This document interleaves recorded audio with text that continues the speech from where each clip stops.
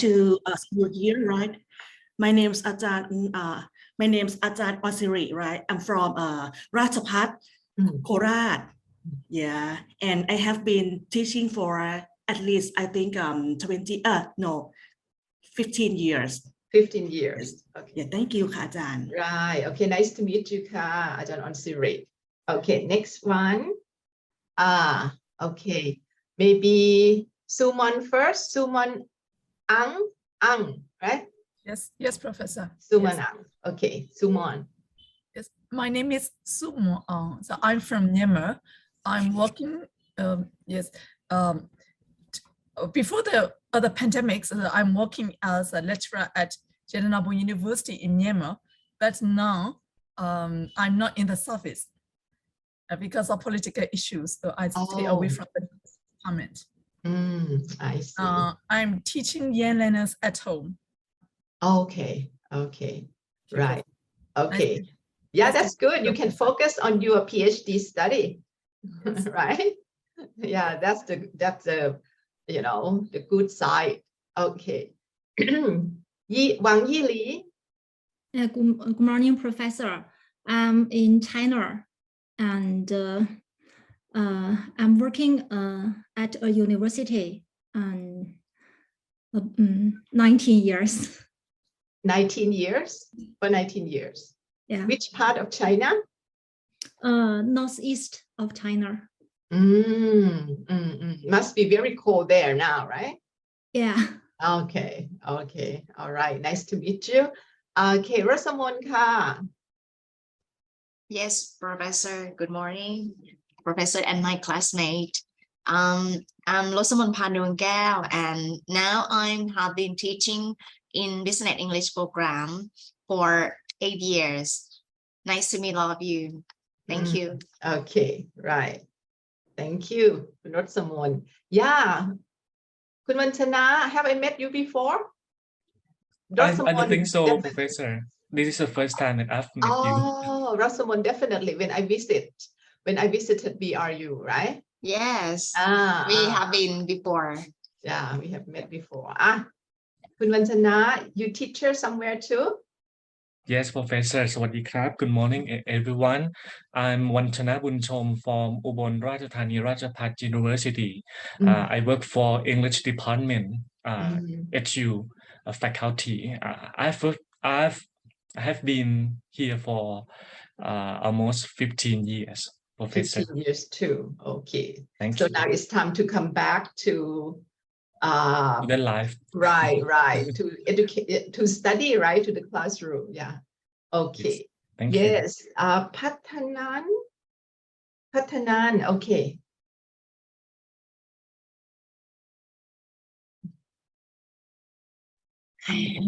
Okay. Yeah, I'm sorry that I am late. Oh no, that's okay. We've just started. Please introduce yourself, Patanan. Yes, my name is Patanan Susalicat. I'm from Rajabhat Ubon Ratchathani University, the same as Wanchana. Wanchana. Yes, I'm a lecturer in Business English. Yes.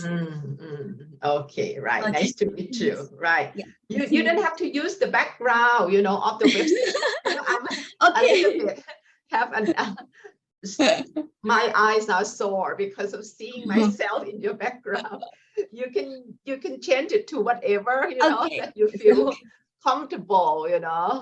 The beautiful something. All right. Yes, Professor. This actually every webinar we're gonna do like this. We set out the background as that's okay. That's okay. As you see right here. But normally we're gonna have the dean to give the open remarks, something like that. Really? But today we don't have I see. this process, right? I see. But I'm not sure what will we do. A little bit confused because I'm assigned to be the MC also. So if just only us right here, maybe we can do that's just okay in our classroom. Right? No problem for me. I've been to Buriram so many times. So and this is our virtual meetings. That's fine too, right? make it like casual thing, you know, because we have to study together for more than 8 hours, right? So that's a long time. I like you to be relaxed, you know, something like that. Okay, ka. Tatiya's coming. Tatiya. Okay, right. Okay. My class today would be about qualitative research, right? All of you are in type 2, right? Except on Siri, ใช่ไหมคะ? Yes. On Siri and Piyachat, that I've been told that you are on the type A. Okay, Yes. so that means you are experienced in research. You can help me too. Not sure ค่ะอาจารย์ Yeah, that's okay. Think of it as something that we can exchange experience, you know. Yes. Right. Okay. So qualitative. Is it okay? You study together like for a whole month, right? Something like that, right? Yes. And every week, like 8 hours, something, right? But everything will finish quite early. You start like in November. So about 2 months. Yeah. Okay. Yes, I'm going to send you. Okay.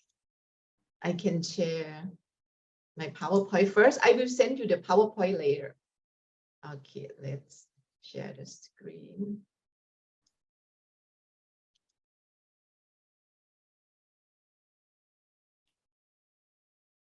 Okay, Ka. Right, we'll make it big. So our session today is qualitative research in ELT. Okay. So my topics for today would be something about, you know, research paradigms, and then we look at the types of qualitative research, sampling in qualitative research, yeah, data collection and in data analysis. Okay, I think it's good that my session would be like in your last few sessions, right? You have one more class with Ajahn, yeah. So that means you have learned already something, yeah, about qualitative research, quantitative research, yeah. So today that would be, we can go very fast, I hope, yeah, but definitely we will discuss something. This is like the research types, right? For you have known, yeah, something about this already, right? Sometimes people divide them into like qualitative research, right? And they have survey, yeah, survey research too. Sometimes survey is included in quantitative research because it involves a lot of like big data, right? And sometimes we have to do descriptive statistic, right? And maybe inferential statistic too. But for this one, they divide research into 3 types. Okay, I'm going to focus on qualitative one. Yeah, for this one, they use case studies, introspection. It is course analysis, interactional analysis. Yeah, maybe something is about the interaction, communication, interaction, something like that, right? And then classroom observations too. Okay, that's qualitative. For quantitative, you have known about it already, right? Descriptive, exploratory, quasi-experimental or experimental, right? The survey one, yes, we use interviews or questionnaires. If it involves a lot of subjects, that would be questionnaires, right? But interview is also the method that you can use in qualitative, right? Okay, this part is for review only. Okay, I know that you have learned already about this. Quantitative research. Okay, I'm going to start with the list in my hand. Maybe I can ask you to read one by one so that everyone can stay awake. Okay, right. The weather is kind of nice, you know, this week, right? So it's easy to fall asleep. Right. Okay. Wannaruk, could you be the first one? Can you read the slide? Yes, Professor. Quantitative research deals with the numbers, the statistics, and probabilities, including descriptive, correlational, means, comparisons, frequency, comparison statistics, and many elaborations of those 4 themes. Yeah, right. Descriptive, right? Correlational means comparison, right? And frequency comparisons, right? Do you remember frequency comparison? What statistic we use to compare frequency? Means, right? Yeah, for the frequency one, frequency would be like you count the frequency, right? Usually we use which statistics? Chi-square or t-test? I think Ajahn will come next week, right? To talk about statistics, right? That's what I can see from your syllabus. So maybe, okay, in your last session, you will study more about frequency. Because for frequency, we count the frequent, right? The number, yeah. But for means, yes, for means, what statistic we will use to analyze the means? That would be t-test, right? T-test, you know. And if for t-test, sometimes usually we use to compare like 2 groups, right? But when it's more than 2 groups, we can use ANOVA. Okay, I'm not an expert. I'm just know, you know, I just know the basic things, you know, the easy one, right? Okay, yeah, that's just what I want to tell you about quantitative. My part would be qualitative research. Yes. Next, please. Suranaree. Yes. Qualitative research does not deal with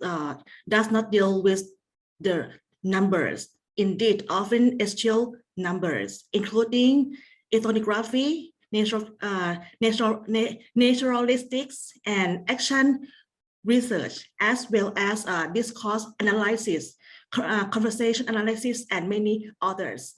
Yes. Right. Okay. Right. For qualitative research, right, they try to avoid talking about numbers, right?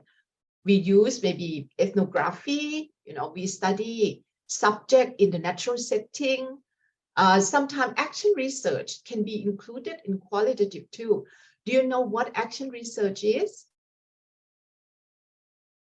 Action research. We've got the newcomers here, right? Okay. Yes, I just turned on the camera. Yes, Ajahn Piyachat, you're from the same place, Ajahn Anchalee, right? That's right. That's Would correct. you like to introduce yourself? Yes, my name is Ph.D. and I'm a lecturer at the English Language Department. I teach the students in Faculty of Education, so they will become teachers in the future. And I've been teaching at a university for about 17 years. Okay, right. Okay, nice to meet you, Ka. Tatiya, yes, I've met you before at BRU. Yeah. Good morning, Professor. Good morning, my classmate. My name is Tatiya Thanonram. I'm a business English lecturer from Buriram Rajabhat University. Yes. Okay. Yeah. All right. Thank you. Yeah. So everyone has been introduced yourself. Okay. I didn't leave out anyone. Okay. Ka. Right. Action research. Yes. Back to action research. Right. Ka. Where does action research take place? Is it in classroom? Yeah, usually in the classroom, right? Because teachers who teaching, you know, like what? You have seen some problems, right? With your students, with your teaching, with everything. So you think, yeah, the action research. So usually it would be like this small group, right? Yeah. Can you think of anything that you want to solve? Can you think back about your class? What would be the problem that you would like to use action research to solve?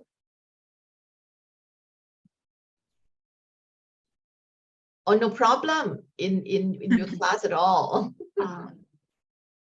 For me, it's like speaking ability in classroom of the students. Okay, yes, yeah, that seemed to be a problem with all Thai students, right? Yes, so if about speaking, what would be the action research that we can solve? You know, what kind of research, you know, we can do? Like experimental research. Okay, experimental research. What do you think? What would be experimented? Help each other, okay? Yeah, maybe someone like, have read yeah, about something before, you know. Yes, okay, Rasamon. What would be in your what would your experimental group, right? yes. Would you do pre and post? Pre and post, Pre and like post achievement test. Mm. Yes. And what speaking strategies. Speaking strategy, yes, right. You would select, maybe you would select one strategy, yes, or what, to teach the experimental group. Yes, like a oral presentation, something like, yeah. So it's like ELT methodology. I'm not sure. Sorry, Professor. Yeah, help us. Try. Maybe I think, you know, speaking seems to be a problem in every class, right? Yeah. But you're going to have like the treatment, right? The treatment. Yes. The intervention, right? That you will expose the experimental group to. Yes. Yes, some people have tried something like train them to use communication strategies, right? Yes. Train them how to use communication strategies. For example, if you think that one strategy is circumlocution. Have you heard of it? Circumlocution? I never heard that. What does it mean, Professor? Yes, anybody can help me? So I'm going to type. Okay, in the chat box. There are several types of communication strategies, right? Like word coinage, yeah, when people don't know about certain words, right? They have to use synonym. Sometimes they coin a new term, right? For this, but this one is circumlocution. What is it? I just know the locution. Locution? Locution is like say something with words, right? Yeah. Yeah. Circumlocution is like you use many words when you don't know the exact word, right? But you will use several words to explain that what you mean, right? Because sometimes, for example, you don't know some abstract, some abstract term. Yeah, I remember a long time ago, I don't know even the easy word, like the word sin, S-I-N. Okay, so if your someone you talk to don't know the word sin, how would you use circumlocution to explain this word? Sin. Maybe none of you has committed any sin, right? Okay, on Siri, how you going to, you turn the microphone on. So how would you try? Yes. If I will say about sin, right? I will tell that it concerns about the bad, bad, right? And when we do something like mistake, right? It can be called sin. Sin. Okay. Yeah. Right. Okay. S-I-N, right? S-I-N, right? Yes. S-I-N. Okay. Anybody else? Yes, Biasha, you want to try? Yeah, maybe just to add on Ajahn Wannaruk, maybe we can talk about thing that you harm someone or do something wrong that you will feel guilty. So kind of sin. Okay. Maybe you kill someone, kill something. Okay. Anyone else want to try this one for sin?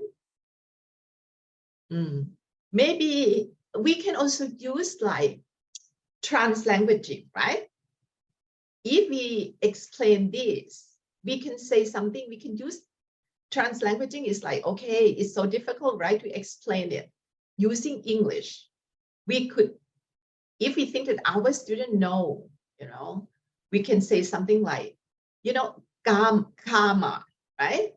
You know, karma, say K-A-R-M-A, right? You do something bad, you can say something like, you do something, you get the consequence, right?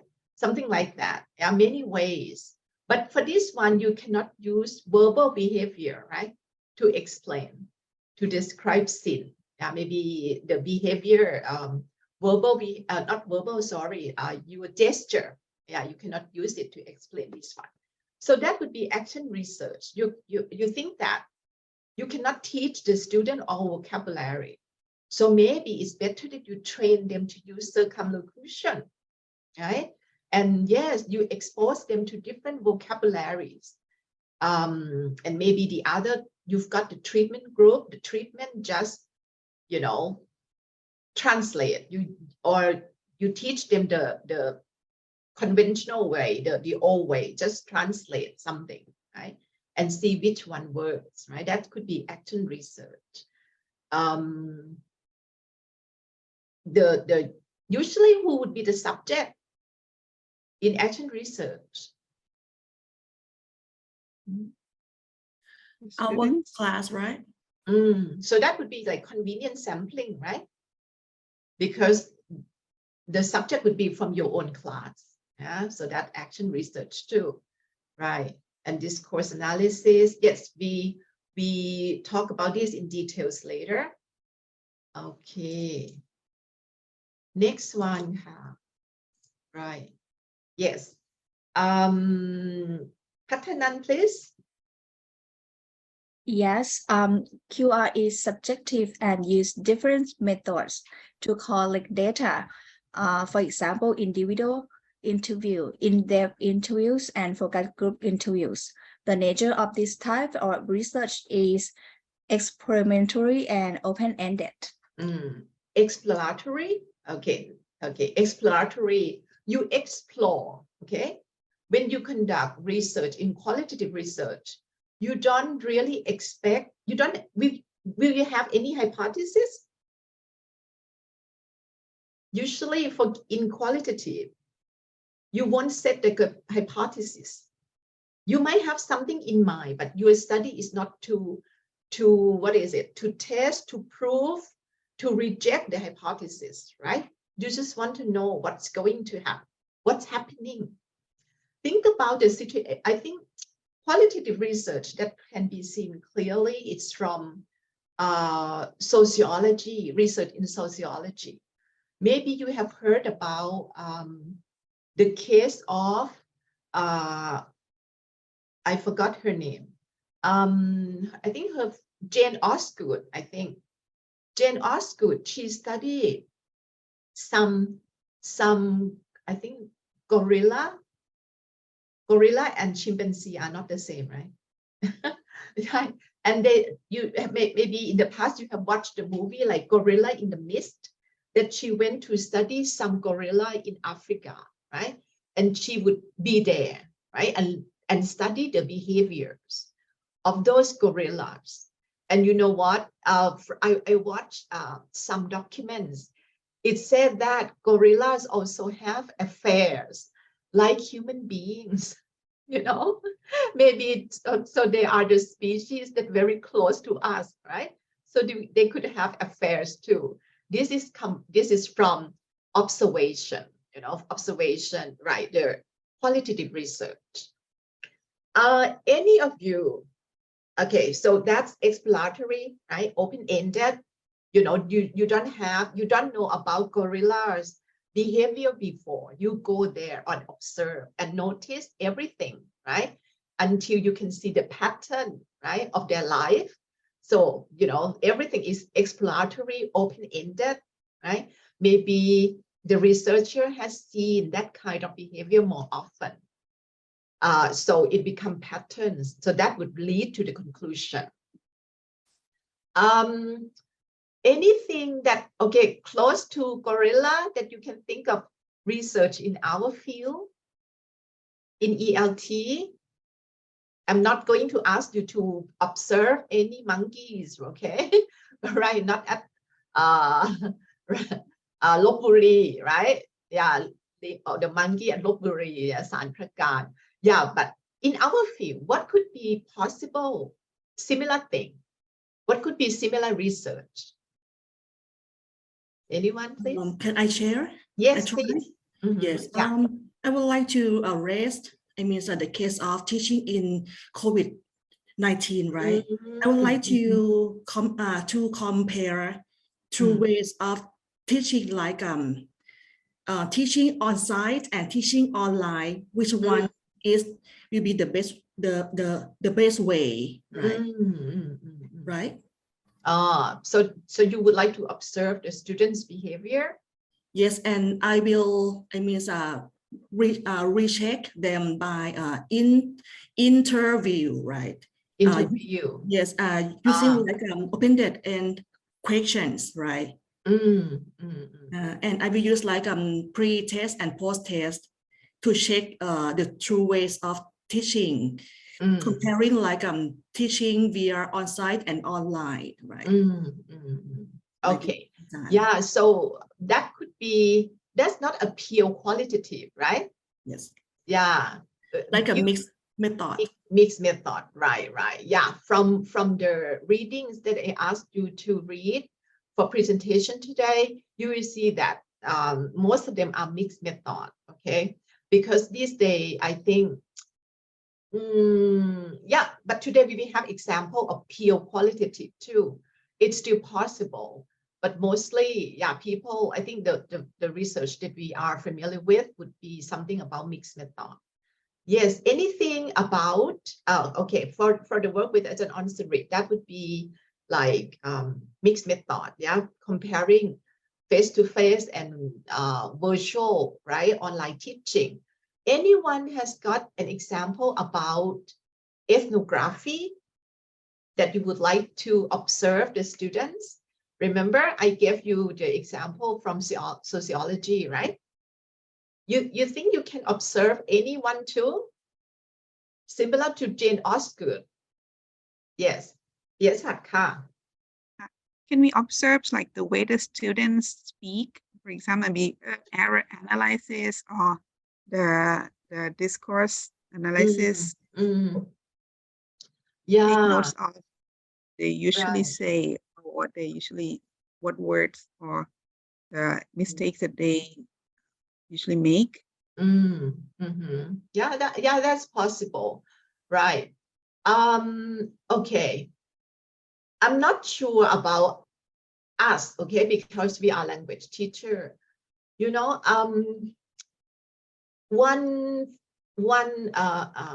study that's quite close to this one, I think it's about if you want to study multilingual persons, you know, living in a community that speak more than one language, right? Not in our area, right? But I think I have known one of my friends. She's doing something with the people in the north, you know, in the north of Thailand, like Hill tribe people, right? They can speak more than one language, right? And they observe the patterns that people in that area, you know, use language. Maybe you can, the other day I talked to my Indonesian student. He's multilingual. And he said that he can, in his family, he speak many languages. You know, I didn't know before, because I know that African people, there would be something like that, you know, like, because in Africa, people will cross marry, you know, they will have cross marriage. People in one village, they would marry a person from another village, you know, from another tribe. So the languages, right, the cultures and everything would be like a mix. When they talk to their parents, they might use one language. When they talk to the in-laws, it could be another language, you know. So that's happening in Africa. And yeah, my Indonesian students said that this is the same, you know, in his situation, because Indonesia consists of several islands, right? So a lot of people, a lot of tribes of people there too, you know. So if you want to do some kind of, you know, observation, exploratory, you know, you can be there, right? When you can be there doing qualitative research. Would you interfere with their way of living? Usually, if you are a researcher, what would be your role?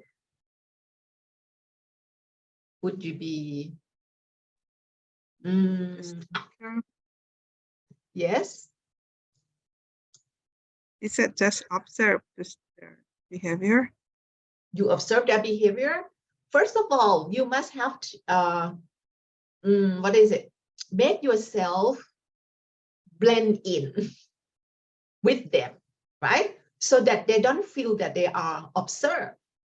You must let them think that you are part of them. You know, like Jane Austen. I think at the beginning, she will sit there. She would sit there among the gorilla until the gorilla, you know, didn't think of her as a human being. Maybe, oh, she's another gorilla, you know, and they would act, you know, they would behave like naturally, right? So the data there would be natural, right? How they react, how the gorilla react. So the same, similarly, if you conduct that kind of research, you know, with the multilingual person, you must make them feel that you won't harm them or something, right? Something like that. Yeah. I think this is similar thing. Anyone has, yes, you mentioned observation, classroom observation. Has anyone observed anything in the class before? Conduct research about observation before? No. No? Observing class, yes, but not really doing research on that. Not research. Usually people will tell you that if you want to use observation, you cannot observe, you would go and record something, right? Record their behavior, you would have the checklist, right? And you would record the behavior that you see. Okay, this student talked to that student, this student is shy, this student asked the other student in Thai how many times, right? You would check, you know. But you think you can do that in your first class? First few class, actually. You should not, right? Because at the beginning, they might feel like, oh, who is this person? Why is she here, right? You know, or at least they would say that you shouldn't record anything like the data you get from the first 15 minutes, for example, you have to delete it because that's not natural, you know. So you have to delete maybe the first 15 minutes and maybe later, right, for the next, you know, after 15 minutes, students forget you, right? They are not interested in you anymore, you know. So that would something that you can record. Okay, so keep that in mind if you're going to use observation in your qualitative research. Yes, what about interview? Which one seems to be difficult for you, the most difficult for you? Interview.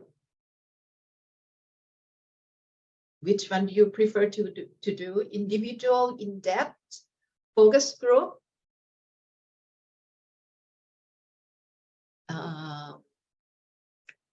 Individual interview, easy one? Yes, Rosamond? Yes, for me, in my opinion, I think maybe the in-depth interview is more difficult. It's the most difficult one. Yes. In-depth interview. Maybe we it's due to the time. Yeah. And sometimes you might have, you would have a list, right? Yes. Semi-structured interview, you know, a list of questions in general. Yes. But when you try to you don't know the direction sometimes, right? Yes. And sometimes you have to dig, deeper Yeah. to get the information, and somehow, Yeah. you're not sure, right? Yeah, and how be to afraid, ask. yes, and be afraid that either our questions will be good or not for the interviewee. So maybe be afraid of that. Yeah, right. Thank you. What about focus group? Focus group interviews, you would have more than maybe like 5 people, right, in the same group? Yes, Quantitative.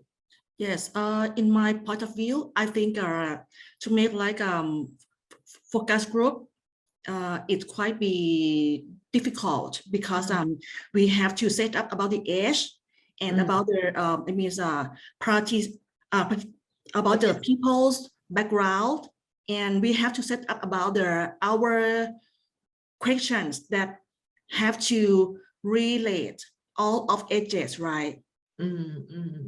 I think choosing people having like the same background that will be matched about our work is quite difficult for me.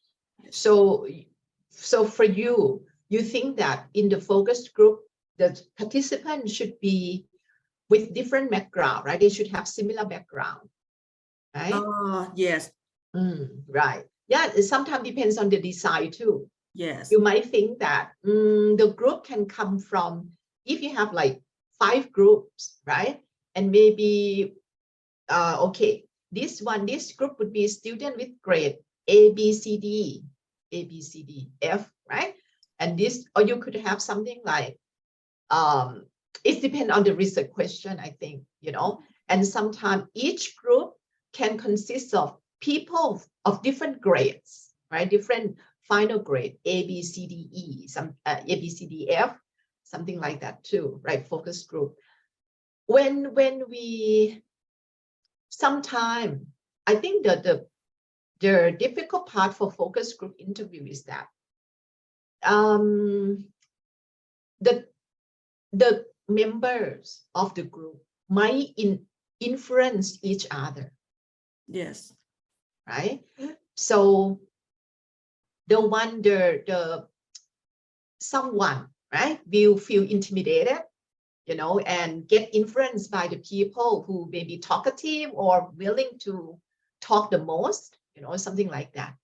And sometimes if the questions are sensitive, right, some secret or something, focus group might not be a good idea, because people might feel shy, like, oh, what are the factors that your final grade, your GPA is very low, something like that. So that's sensitive. And for ethics, right now, okay, these days, if you going to conduct research with human beings, right, you have to apply for the ethics thing, right, to get the license. People's, at SUT, we also have to apply for this. And once that your proposal includes something about focus group interviews, the committee will ask, for details. Like, oh, would they be harmful? Would this be harmful to the subject? They consider this is serious. Because usually if the study is not serious, they will give you right away, right? The channel that they will, when they read, the committee read your proposal, they will give you like, okay, pass easily, right? You will pass easily. But if it involves focus group interview, it will need committee to look at your proposal closely. Because, but sometimes I have to defend to them that, oh, this is something like in our group, it would be, when we do focus group, it's not like that. Sometimes we just want to ask them, like, what kind of strategies, right, people use to communicate. This is not too sensitive, right? This doesn't harm anyone, right?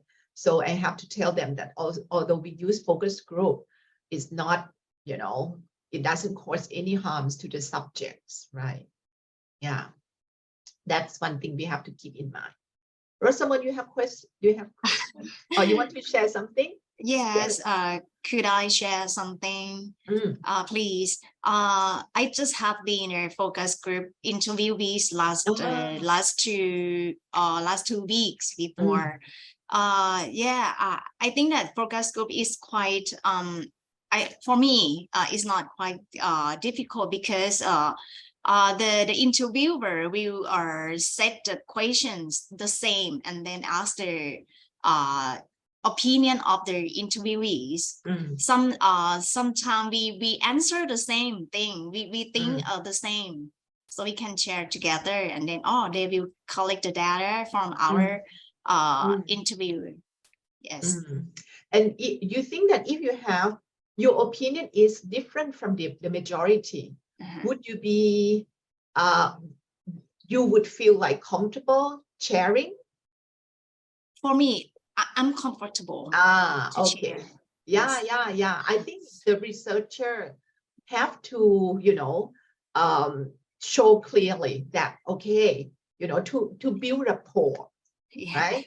They have, the researcher have to build rapport among the interviewee, that feel free to talk about this, although your ideas might be different, don't feel intimidated, that's something, you have to be told at the beginning. Yes, I think it's the good one. Yeah, sometimes I think people like in the business, like when they want to design new models, new car models, when they want to design new house, and new kind of houses, they will interview different groups, like teenagers, what kind of cars they would prefer, right? Something like that. What kind of house you live in an apartment? For example, I think with Japanese car, for example, you will see the difference, right? Japanese car, they have some small things that would help you sit, you drive more comfortably, right? You have a place to hold your cup. You have a place to put, maybe in the future, I think you can put the mobile phone somewhere, right? Something like that. It will be equipped with the car. So this kind of thing come from the interview too, right? They ask you, the focus group 1. Okay, continue to the next one. Yes, the strength of qualitative research, right? Sumon, right? Yes, Professor. It's good for examine fields and motivations. It allows for complexity and depth of issues, provides insights into real-life situations. Yes, okay. I think this is something like the multilingual person, right? It will give you some ideas, right? When you conduct qualitative research. Motivations too, motivations. Motivations, usually, has anyone read something about motivations before? Some of you like to do something about motivation. Yes. So in our department, like Office of International Relations Office, so we try to make motivations for the BRU students to learn English or to have a higher score of the BRU English test. So they have to not observe, to like to kick off or to get in. In personally, to have a motivations how to learn English or how to make more score in BRU test. Or you try to build your motivation, right? Yes. Okay. Yeah. Okay. So that would be something like experimental, right? Experimental study. Right. Because in generally, students don't feel like English exactly.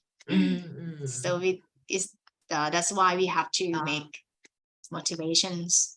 Okay, right. They don't feel like the English is important, right? Yes. Okay. Next, please. Rajabhatค่ะ Okay, Professor. QR characteristics, locally situated human participants in natural setting rather than in water populations. Participant-oriented, understand the social world from the participants' own perspectives. Okay, right. So it's locally situated. It involves participants, right?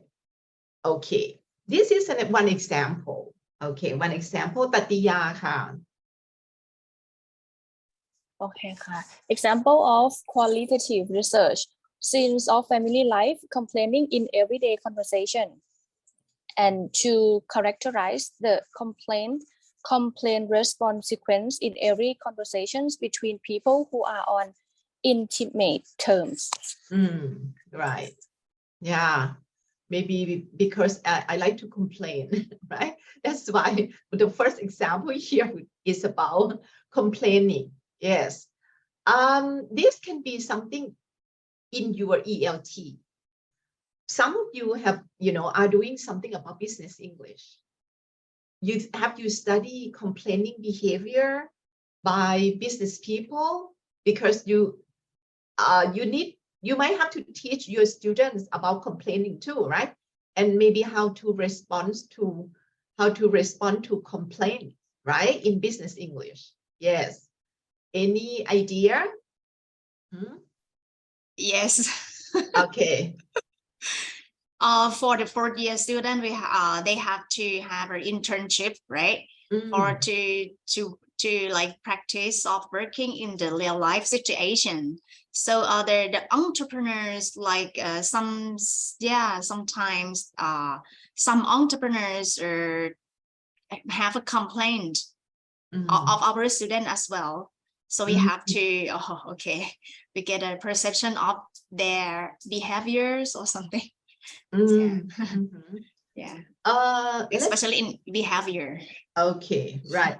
The example here might be different. They talk about family life, Okay, but I try to match your situation. Like, okay, maybe you teaching business English. In business English, should people, if the customer complain, what would be your response? Firstly, I do apology. You apologize? Really? I thought that people never apologize, but because the word apology, the words regarding apologize would mean that you accept the consequence and maybe you have to pay, so maybe I'm wrong, so it's true. So you would apologize? Because maybe it depends on the inconvenient situation of our service something, so we have to do apologize first. Okay. Yes. Right. In case of that. Yeah, because they said something like when people complain, they call the room service, right? What is it? The toilet isn't clean enough, for example.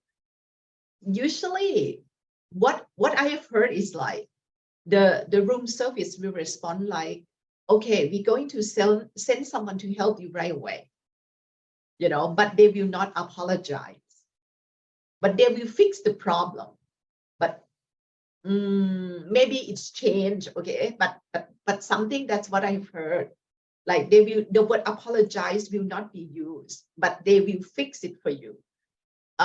Because in certain situation, if the word apologize comes out, it might mean something like they have to pay something, like the consequence might be something like that.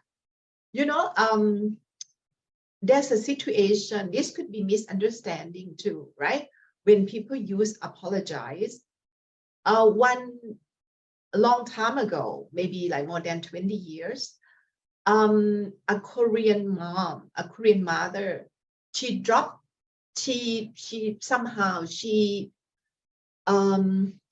her baby died, her baby died. And when the police came, she apologized, you know, she said that, I'm sorry, maybe she cried, you know, friend, you know, and she said, I'm sorry, you know, and what happened is like the policeman, right, said that, okay, when they try to, the prosecutor, you know, the lawyer type, they said that that's what she said, it's her fault, you know, because she said that, I'm sorry.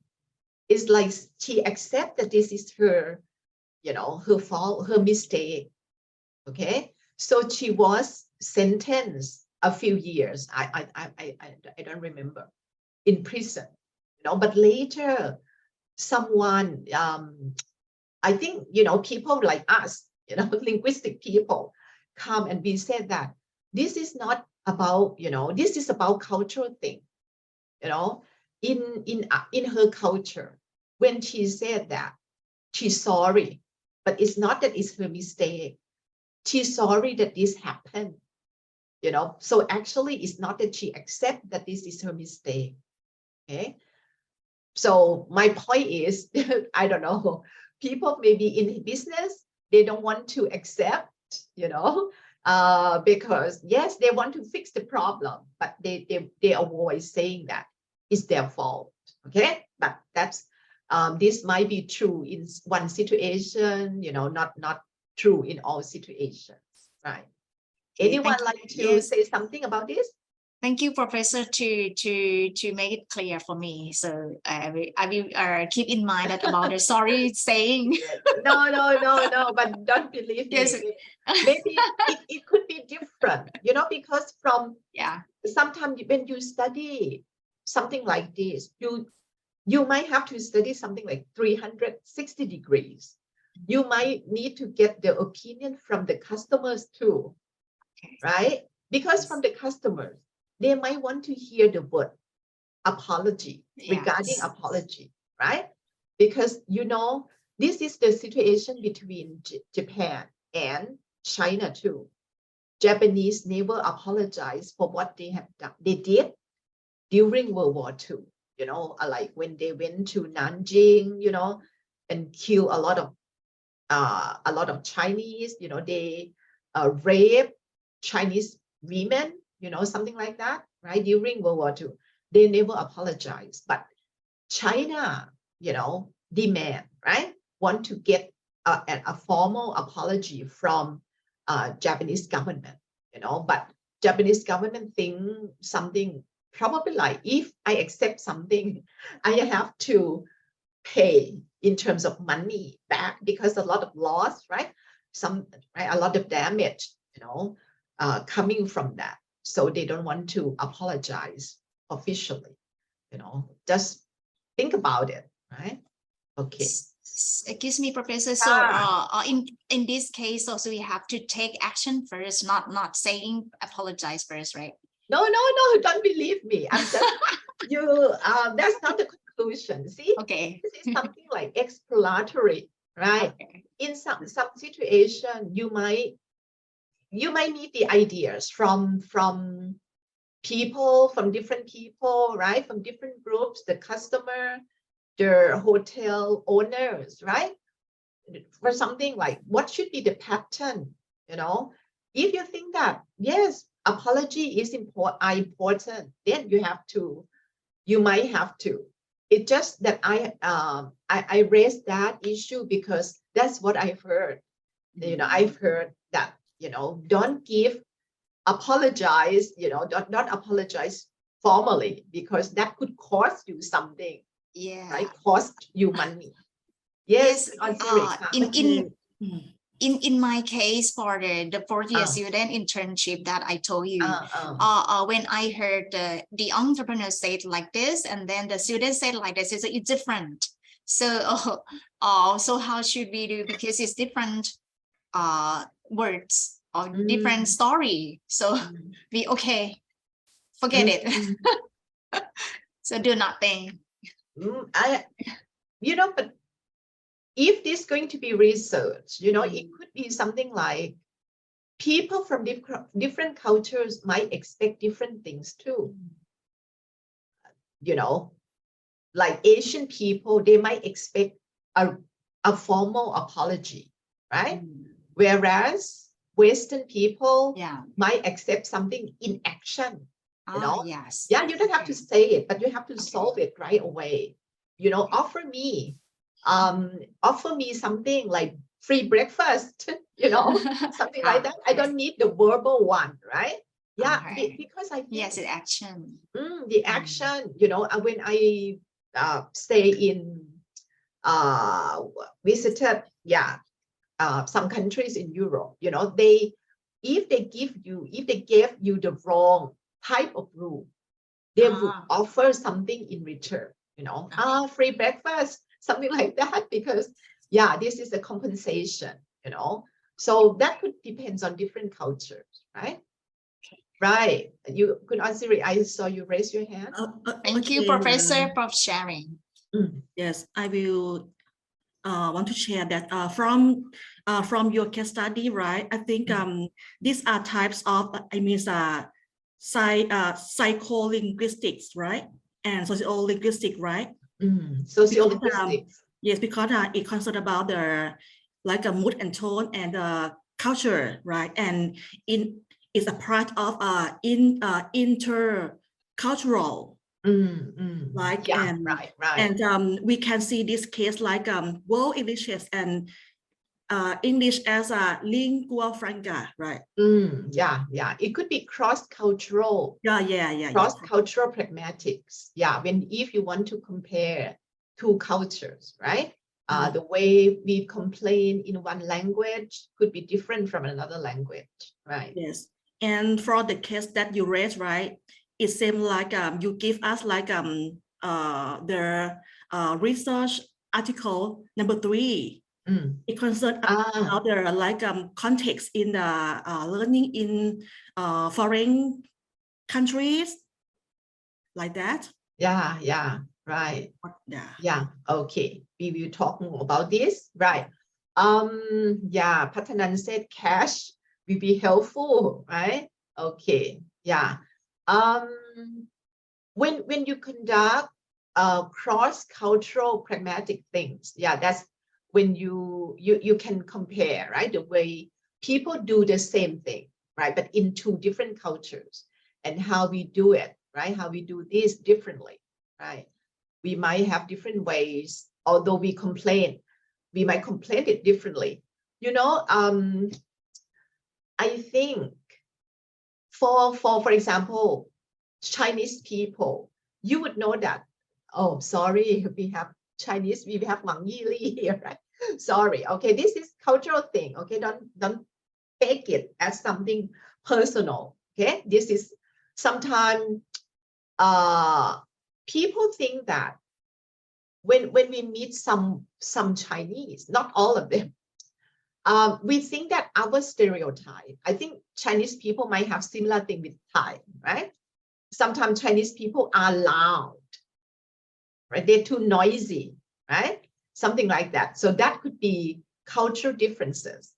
And sometimes, you know, when people like Japanese people, I'm not sure about Japanese, but Chinese people, when they eat something, they eat very loudly too, right? They would make noises, but that's in their culture is okay, right? Because when they want to show that the foods are delicious, right? They want to show that they appreciate the food.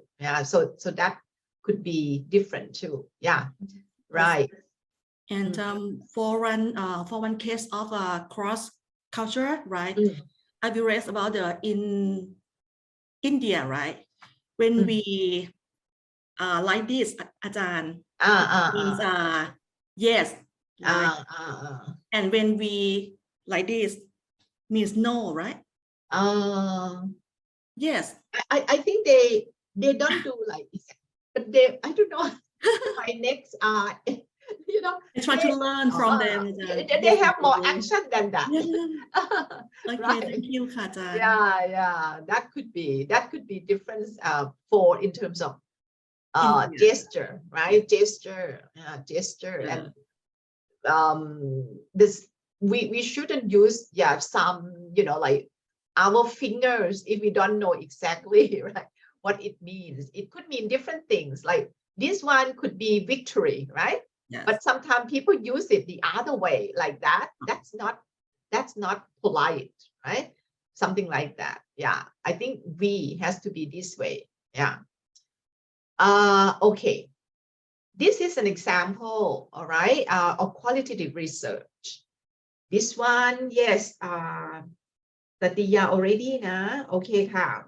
Wang Yili, right, would be next. Teachers' beliefs about translanguaging practice to exam EMI teachers' beliefs on translanguaging. Research question 1, what are the beliefs of teachers regarding the use of the first language in EMI? And research question 2, what are teachers' self-reported practice regarding the use of the first language in EMI? Okay, right. For those who know, please tell me, what does EMI mean? EMI? What does it stand for? English as a medium of instruction. Yeah, English. You use English as a medium of instruction. Okay, you use English as a medium of instruction. Sometimes some people use like EME. So English as a medium in education. Okay, in education. Right. What about translanguaging? We mentioned translanguaging already. So what is it about? Translanguaging. Language here, we use language. Usually language is a noun, right? But here language is used as a verb. Translanguage. It is like you give us like circumlocution, right? Circumlocution? No, not exactly. When you use translanguaging, the close idea would be something about code switching. You know code switching, right? Yes. Code switching, you know, when you teach, you would mix codes here refer to languages. Okay, so code switching, like you switch between Thai and English. You know, sometimes you switch between, if we have our students, right? Our students come from the border and they know some Khmer, right? Then we might switch between English, Thai, Khmer, or Lao, you know. We could use those, you know, in those languages when we teach English. So this is translanguaging, right? Anyone here know more than 2 languages? Anyone here know more than 2 languages? Wang Yili, you know more than 1. You know Mandarin, you know English. What else do you know? And I've learned Russian. Oh, you learn Russian. Okay. You don't have another Chinese dialect? Yeah, and in northeast of China, our dialects are just similar to the 普通话 Mandarin of yeah. Okay, right. What about Sumon? Sumon, you know Burmese? The language would be Myanmar language, right? Yes, yes, Professor. And you know anything else? No? No, Professor, but I'm planning to learn Thailand. Oh, you don't have to learn Thai, right?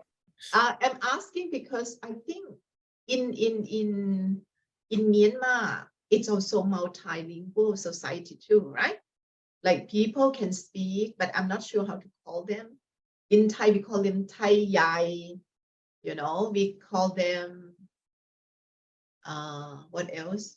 Please help me. Karen, yes. Right? Karen, K-A-R-E-N, because you have a lot of groups or people, right? A lot of groups of people, right? So I'm not sure, like, you know, you might be able to speak more than 2 languages, right? I think people, like in the border of Thailand, yeah, they're teaching Karen, they're teaching the border of in the north, you know, of Thailand. some schools, they would mix, they would teach them using Lao, Myanmar, Thai, and English, something like that. So translanguaging here, you might ask me like, how is it different from code switching?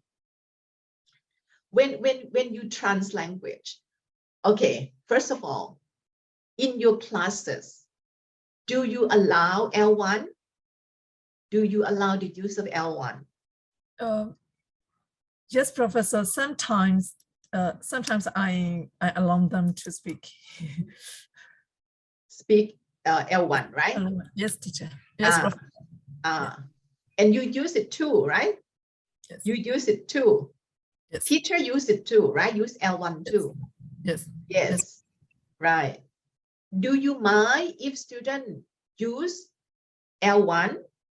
Because in I think some years ago, you might have heard the ideas that student will be fined, right? Yes. 2 baht, I don't know, 5 baht every time you use Thai. Every time you speak Thai, you will be fined, right? 10 baht, 5 baht, they would collect, right? Something like that. You cannot use Thai in your classes. But with the ideas of translanguaging, they see the use of L1. They look at the use of L1 more positive. They think that it's a part of learning, and people, they treat languages, yes, you know more than one, but they treat the language as a repertoire, it's like a collection. You collect everything that you know. You know Chinese, you know Japanese, a little bit, right? Everything. And you use all the languages you know to teach English, like, for example, you teach a student and you don't know, student do not understand the word delicious or tasty, but you know that the student heard of, you might say something like, it's Noah, right? It's Noah, it's Oichi, because that student know these words, right? Yeah, they know this word from visiting, having been to the restaurant in Thailand, right? In Thailand, they know that Oichi means delicious. They heard of this from the commercial. They heard of this from TV, right? So you use whatever they know, the languages that they know, to teach English. Okay, and they believe that it's okay, later. This is something that will help students learn L1 better. L2 better. In this case, L2 is English. And once the student develop, along the way, right? The L2, the percentages of the percentage of using L2 will increase. So they don't take the use of L1 as something negative. What do you think? Do you believe in translanguaging? Yeah, you could be my subject, not my subject. You could be the subjects of this research. See, teachers believe about translanguaging practices, right? The purpose to examine the belief on translanguaging. Look at the question. This is how you form the research question in qualitative. The question doesn't set any direction, like belief would be negative, something like that, right? It's exploratory. You don't have you just want to ask general things. What are their beliefs? Okay. If people use L1 in EMI classes, right? And what are the teachers' self-reported practices? Yes, their belief is one thing. What about when they practice self-reported practices? Do they match? Are there any differences or similarities? One question 1 is about their beliefs, right? But question 2 is about their real practice. Yes. Okay. You see how people form research question in qualitative. Now, tell me, what would be the research methodology? If you're going to conduct this kind of study, what would be the research methodology? Who would be your subjects?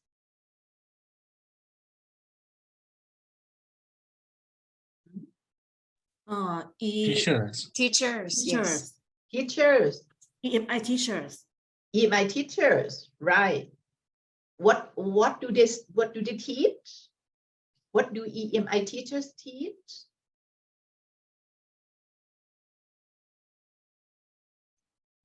L1. L1. No, they don't teach L1. English.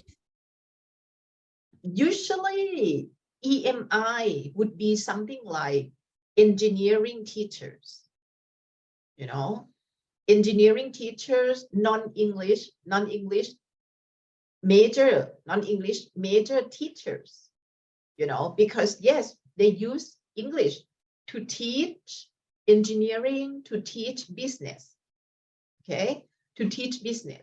Yes, but you can also, if you teach English, yes, you might want to, that would be different, right? Because you can also have 2 groups, you know, 2 groups of subject. English major teachers and also non-English major teachers. If your design of the study is like that you want to see if business teacher, right? Business teacher, they're teaching something like economics, right? But they use English. Yeah. Agricultural teachers, right? They're teaching agriculture 101, right? Something like that. How they use English, you know, and how they use EMI, and also they use L1, right, in their classes. Yes. Excuse me, Ajahn. Can I say that this type can be called like ESP, right? EMI teachers? Yeah, the courses could be ESP. Yes. Right, but yeah, the courses could be ESP, but you focus on, but if you use the term ESP, you refer to something like the teaching, the design, the curriculum. But here you focus on the language, you know, they use in the class. So English is the medium of instruction here. So you use EMI, right? Yeah. So what are the beliefs? So what would be the research tools here? The belief? The belief is the use of the L1 in EMI. Yes, the belief here. The two is maybe A questionnaire. Questionnaire, right? Could be. What else? interview. Interview, right? Interview. Yeah. It's difficult, I think, to get a good questionnaire, right, about belief.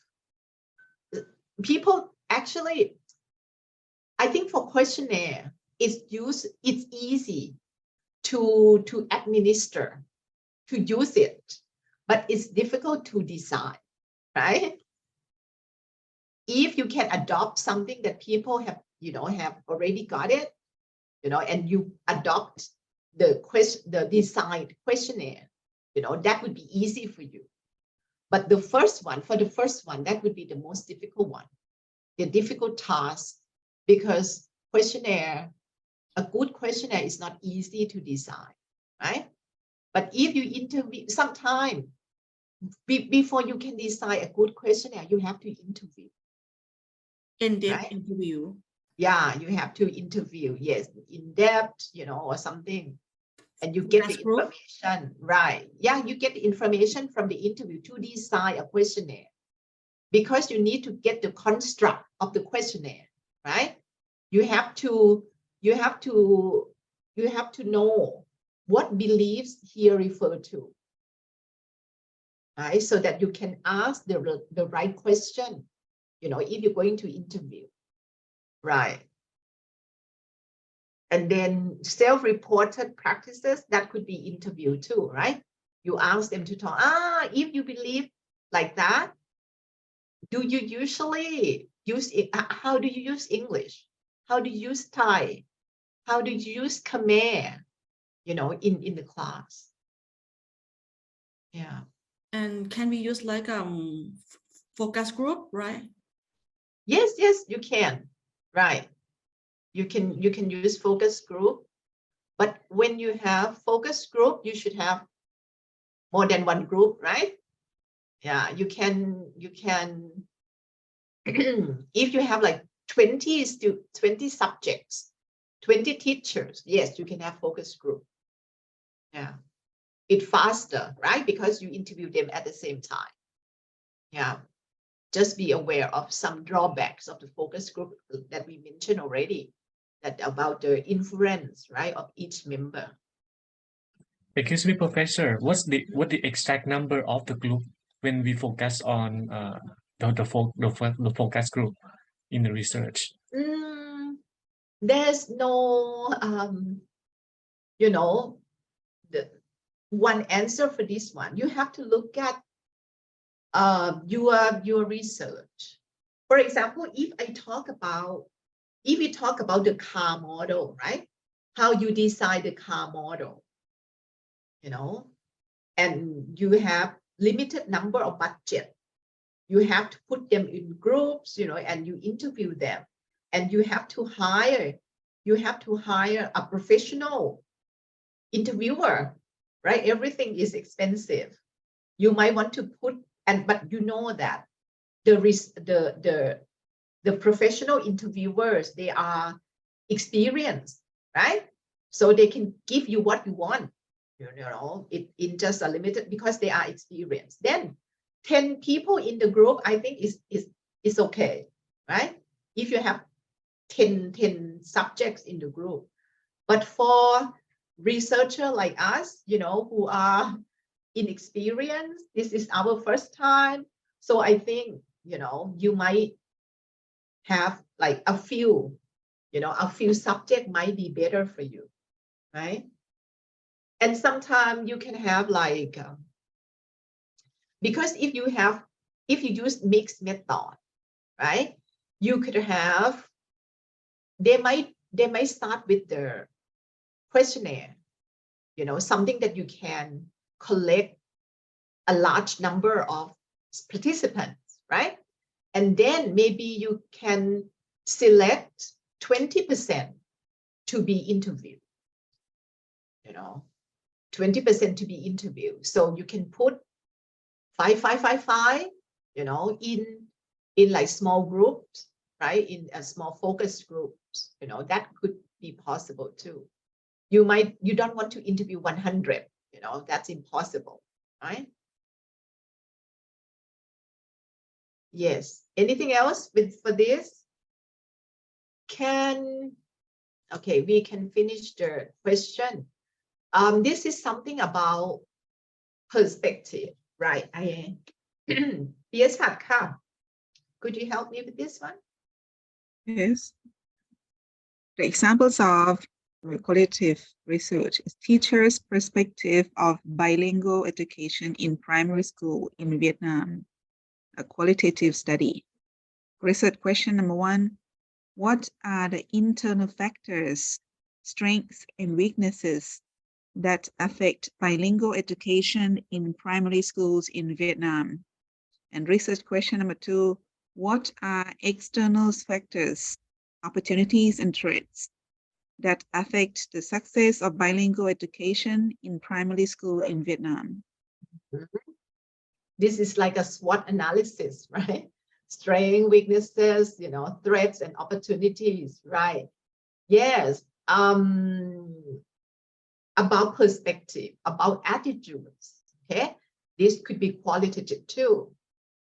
And bilingual education, all right? The subjects are primary school teachers. All right, you see the question again. The question would be something general, no direction, right? No hypothesis, right? Just to explore, right? What are the strengths and weaknesses? Any comments with this one? Okay, I'll move to, right, okay. I think we can have like 10 minutes. Oh, no, we haven't presented anything first. What do you think? You want to have a 10-minute break here and present first and a break? Maybe present first, right? For the first paper, what should it be? Who would be the first one? Have we decided who would be the first presenter?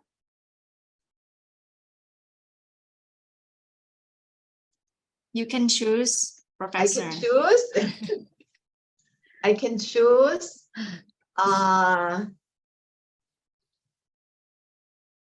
Okay. Sorry, we should have done this already. Call. Okay. Let me.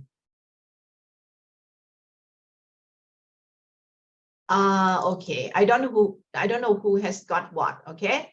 So we're going to start with Google Translation. Oh, okay. Who's got Google Translation? The paper about Google Translation.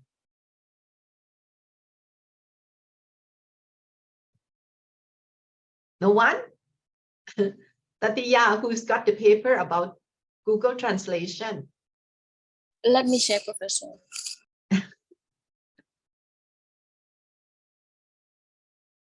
We've got the same list, right?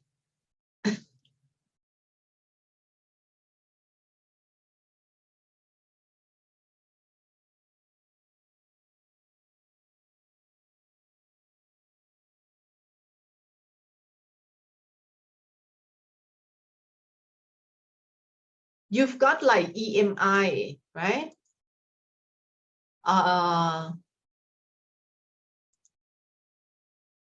Let me share screen. I sent about the reinvisating English medium instruction. Oh, okay. That one,ค่ะ. I see. Okay. And who's got that one? We can start with that one then. พี่ปิยะชัด and พี่ออมสิน okay, that's fine. Okay.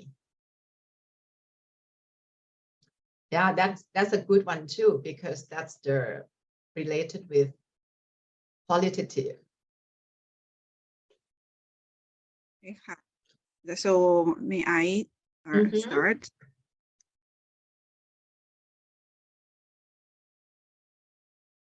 So in this paper, it's the name of it is Researching English Medium Instruction, Intercultural Citizenship, Development, and Higher Education in the context of studying abroad. So in this paper, I and Dr.Anchalee are going to be the presenter.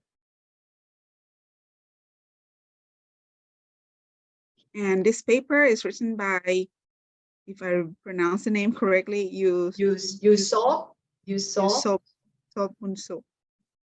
and Van Fang.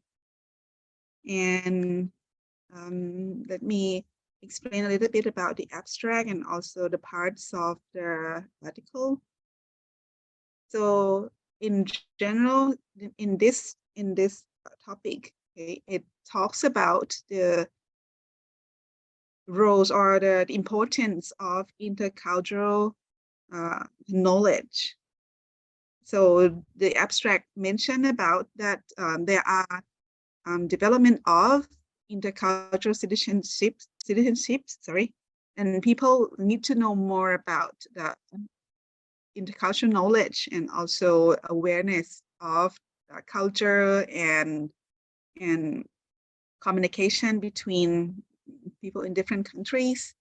And it mentions that although the development of intercultural citizenship among university students has been included, but the pedagogy practice for promoting awareness and understanding is still not a lot. So it's not reported adequately. So that's why this research is conducted. And the purpose is to fill in the gaps of this inadequate of pedagogical practice. And the first reason is to explore the perception of Thai and Chinese students enroll in English medium education program on the development of intercultural citizenship. The second is to identify links between intercultural citizenship and English for students studying in international universities. And in the research, in the paper, the findings shows that the participant has positive attitude towards the concept of intercultural citizenships and agree that living in a foreign country surrounded by different people, different language and also culture, it's more effective to learn and to promote awareness of intercultural citizenship comparing to staying in their homeland, their home country. So that's the general idea of the paper. And it also it also says that they further demonstrate that English proficiency levels, exposure to teaching method before studying abroad, and regular on-campus and off-campus activity with international friends from different linguistics, cultural background are significant in enhancing international citizenship and competency. So that means that being able to be among friends with different countries could enhance their awareness of intercultural citizenships tremendously. Okay, so that's the general idea of the research paper. And in the paper, it was divided into 6 main parts. The first 3 main parts, I will talk about it: introduction, the literature review, and also the methodology. And the last 3 parts, findings, discussion, and implications, and conclusion will be presented by Dr.Anchalee. Right. In the introduction part, like I mentioned earlier, that it focused on the intercultural awareness. So in the introduction part, the author mentioned something about the increasing number of international students studying in an English-speaking country. So there are a lot of people interested in studying in this country that speak English. And one of the reasons is because the influence of the prioritization of the English language and the internationalization of higher education. Like here in Thailand, I think not just in Thailand, it's from many different countries that we would like to develop network and try to create internationalizations of higher education. And that's why English becomes very important. And people start having programs, studying abroad program, mobility. So that is the reason that these authors are interested in doing the research in this topic. And because of opportunities to study abroad or maybe to study with people in different culture. So it's enhanced. It actually gives opportunity for students to learn more about language and also culture in both academic and non-academic setting. And the exposure to international community activities and interaction indicates the importance of intercultural awareness and also emphasizing the need to enable students to become global citizens. So after they have like been in a situation that they need to communicate with people in different culture, it makes the students learn more about, be aware of being global citizens and make them understand more about the culture and the difference between people. And that's it. So actually, these are the reasons that why these two researchers would like to do the research paper. And there are more things that they mentioned about the reason they wanted to do. They talk about English as a medium of instruction. English, when it is used as a medium of instruction, it actually helps the students to develop intercultural communication skills. And one of the questions that these two authors mention is that how efficiently do current university curriculum, pedagogy, extracurricular activities, and learning environment promote intercultural communication skills? So after they talk about the background and they raise these questions, and then they are interested in learning about the how the university like prepare the students to know more about intercultural communication skills to promote intercultural communication skills. And they also mentioned that the relationships between language and culture can no longer be understood from a fixed national scales, and assumption that has been taken for granted regarding the links of language and culture has been challenged. So the educators must examine the need and mobility for higher education, internationalization, and international exposure to explore the importance of intercultural citizenships. So this is the introduction part of the paper. And then in the literature review, they also mention, they provide more evidence. Yes, I'm sorry to interrupt. How much do you prepare to present this? I'm sorry about that. Did tell everyone? Is it about 20 minutes? Okay. Yes. Right. So I'm gonna wrap it up. Right. Okay. Thank you. So in the literature review, the researcher showed some examples of the studies about intercultural communication and how important they are. So I'm gonna go very quickly now. And these are the two main research questions of the paper. The first one is, what were Thai and Chinese university students' experiences of intercultural encounters during their time of studying abroad at international universities? And the second one is, how did Thai and Chinese university students develop awareness of intercultural citizenship during their experiences of studying abroad? So these are two main research questions mentioned in the research paper. And now let's have a look at the methodology.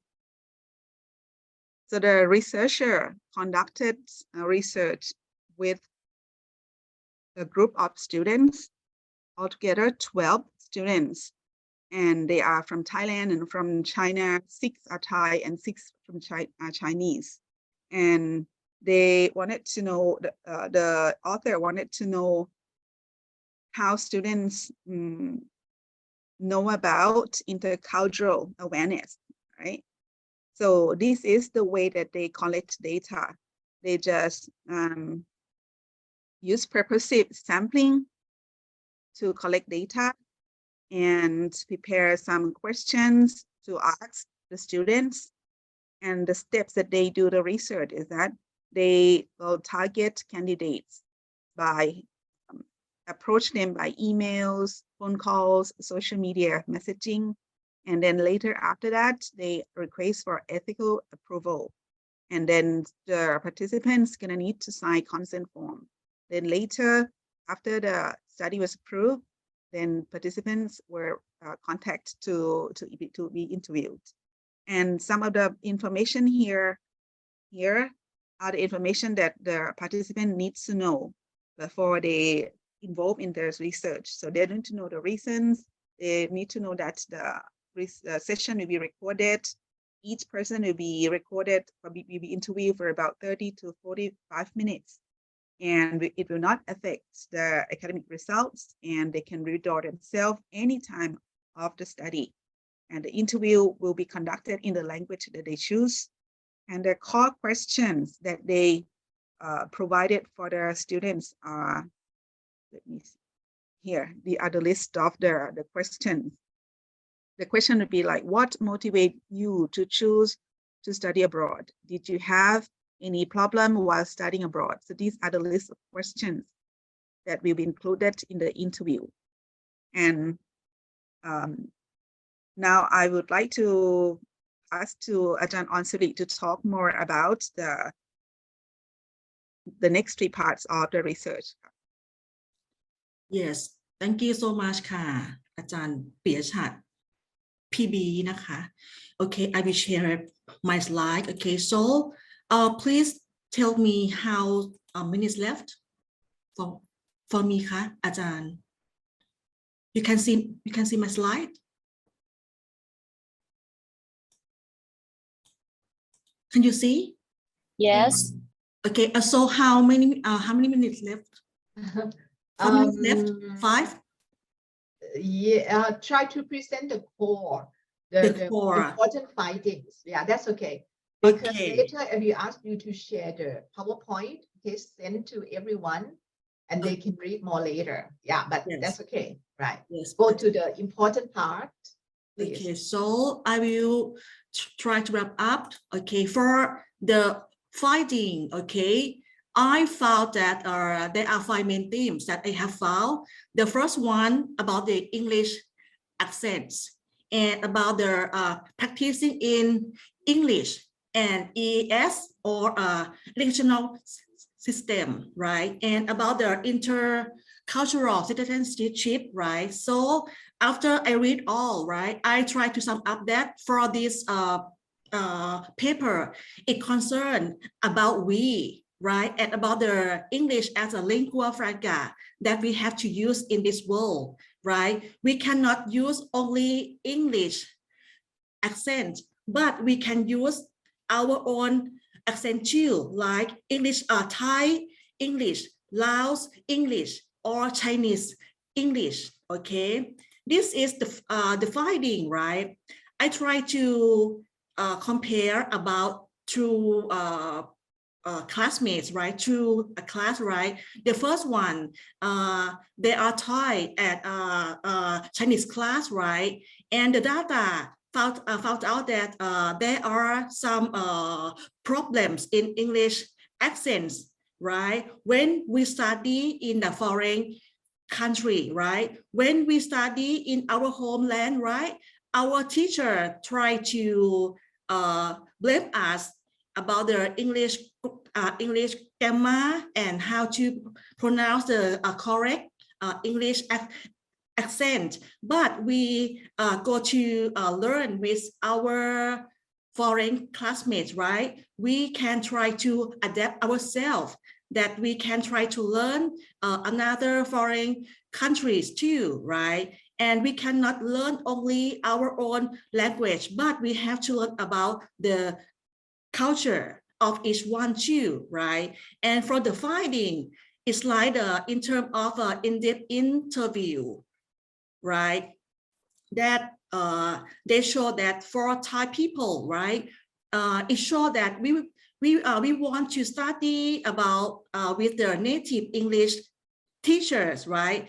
Because Thai people know that if we learn in the English atmosphere, okay, they said they said that they can improve in our own English.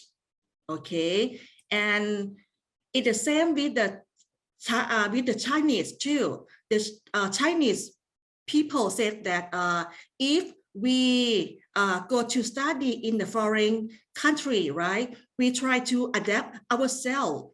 Okay, try to work in group of foreign friends and try to learn about the different culture too. Okay, and the finding, okay, it's about the interview. It's the same point that we have to learn in the different words in this different culture. Okay, and for the discussion, okay, the findings say that English language educational system should not concern about how to teach about the British or American accent. We should try to learn about the Thai English or Chinese English too, because now we are in the global language. Okay, that's my presentation.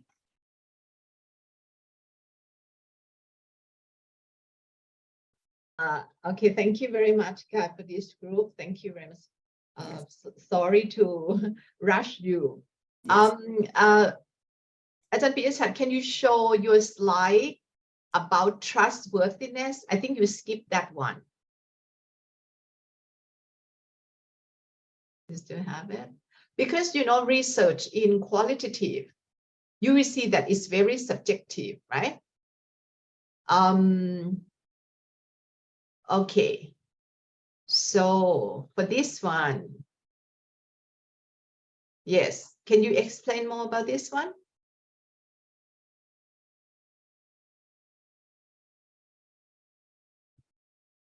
All right. Yes, have you turned on your microphone? Sorry. For trustworthiness is just explain in general that because the group of the sample is small, so it doesn't mean that it can represent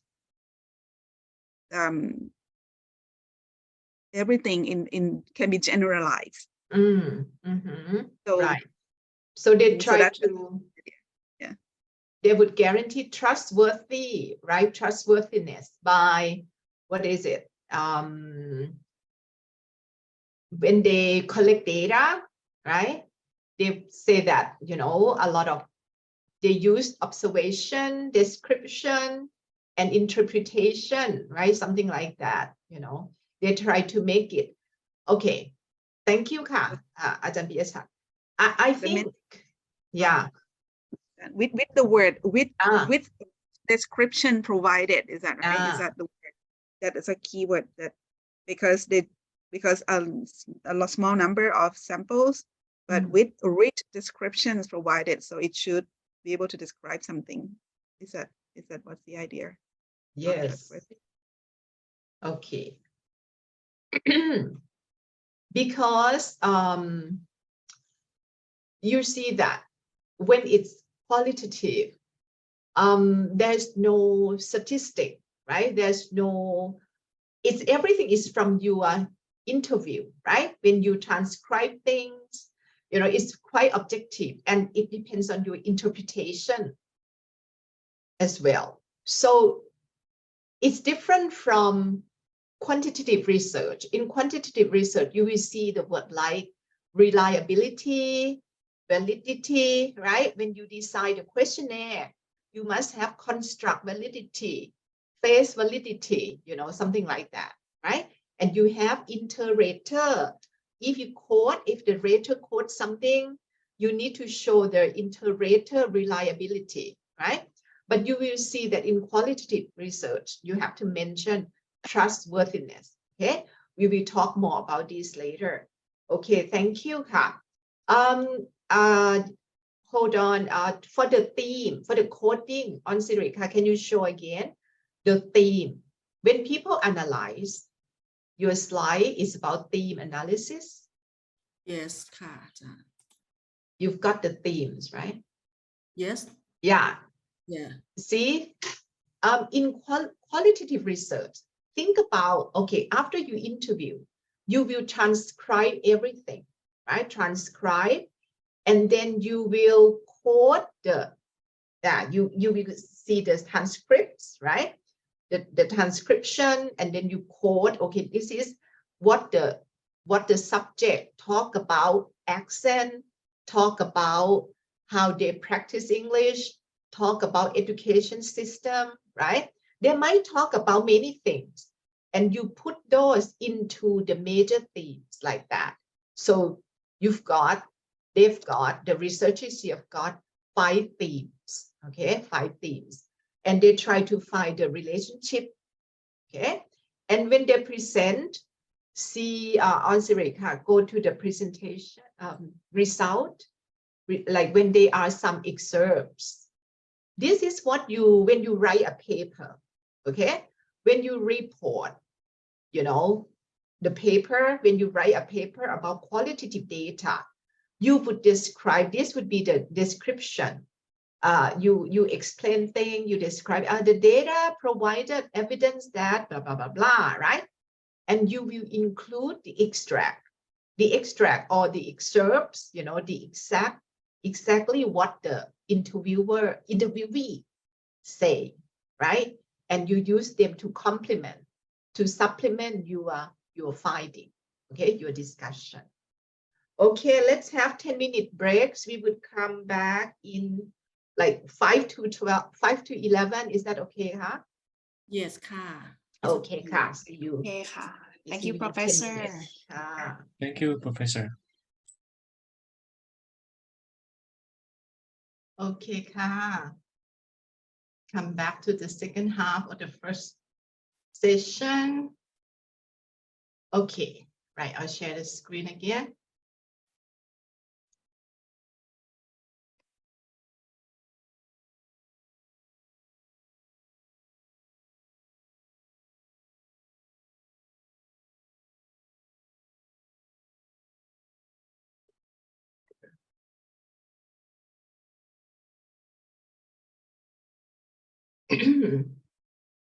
Okay, so we can say that QR, right, characteristic is it's context sensitive, yeah, and it's a holistic approach. Some aspects are studied in that context rather than studied in isolation, right? So you see from the example, right, that Anchalee could be presented. It's about EMI, right? In what context again? In China, right? China and Thailand, right? Because the researchers are from 2 countries. Yeah? Ajahn Bun Yusuf, is a teacher at Prince of Songkhla, Pattani. Yeah? And Fan Fang, he's a professor in China, right? And both of them work with Will Baker, you know, in UK, right? In the UK. So they conduct their work about their interests concern intercultural citizenship, English as a lingua franca, something like that, EMI, right? In qualitative research is inductive approach, okay? Not deductive. What is it about? For this one, okay, second round, Wannaruk, could you read this? I'd like to compare between deductive and inductive thinking. Yes, Professor, thank you. Deductive thinking and inductive thinking. Deductive thinking or quantitative theory, hypothesis, observation, and confirmation, while inductive thinking or qualitative is observation, patterns, hypothesis, and theory. Right. Okay. I think for the first one, you start with the theory. If you're going to conduct research about quantitative, don't forget the theory or the hypothesis, okay? Because in your discussion, when you get the finding, you need to discuss them. And discussion is the most difficult part to write. People don't know what to discuss about. And discuss here is not just about like, oh, this is similar to previous study, the finding of this current study different from that study, similar to those studies, is not just that. You have to explain why why you get that kind of findings, why the findings turn out that way. You discuss them based on the theory. For example, if you think that you believe in motivation, right? And motivation is divided into instrumental and integrative motivation, right? And you found out that you are university student, English major university students have those who have instrumental motivation seem to work better than those with integrative motivation. So you have to discuss why, why, based on the theory of those two types of motivation. Okay, don't just say that, oh, this study is similar to the study done by, Vivian Cook, that similar to that, not enough. Okay, you have to discuss. Those who have instrumental, they aim to get a better job, whatever, right? And discuss more. Okay, so that's deductive thinking. Yeah, you confirm or you reject the hypothesis. Okay, that's why they have the null hypothesis, right? Sometimes you do statistic, right? And then you can reject the hypothesis. But for inductive, you observe first, right? You observe first and then you see patterns. You see patterns like, student A seem to have, she's got, what is it? She's got, okay, her stepfather, for example, is American, right? So her English is good because she uses English when she talks to her stepfather, right? So she likes to, her father said that, her stepfather said that if her English is good, she will be able to go abroad to study, right? But later, something like that. So this seems to be like a mix of both. It could be integrative, right? Integrative motivation. It could be like instrumental motivation. Because integrative is like you want to be a part of that culture. Like if you have a boyfriend, right? A boyfriend, a girlfriend from, France, you will learn from Korea, right? Korea might be a better example now, right? These days, people learn a lot of Korean song, watch a lot of Korean movies because they like Korean culture, right? So that would be like integrative motivation, right? So if your subjects have similar patterns like this, you can, conclude with a hypothesis. And if there are more research, the similar kind of research are replicated, right, are done again and again, right? So this could be a theory, okay? So these are different ways of, the qualitative and quantitative, the deductive versus inductive approach, okay? So the steps that will help you decide: get a problem, find a problem first, search the literature, read, take notes, learn as much as possible, and try to write tentative research question, talk with other researchers, seek expert advice, and repeat, okay? Sometimes, you might have to start again, right? And to decide, which approach should suit my topic better, right? Yeah, should it be qualitative or quantitative?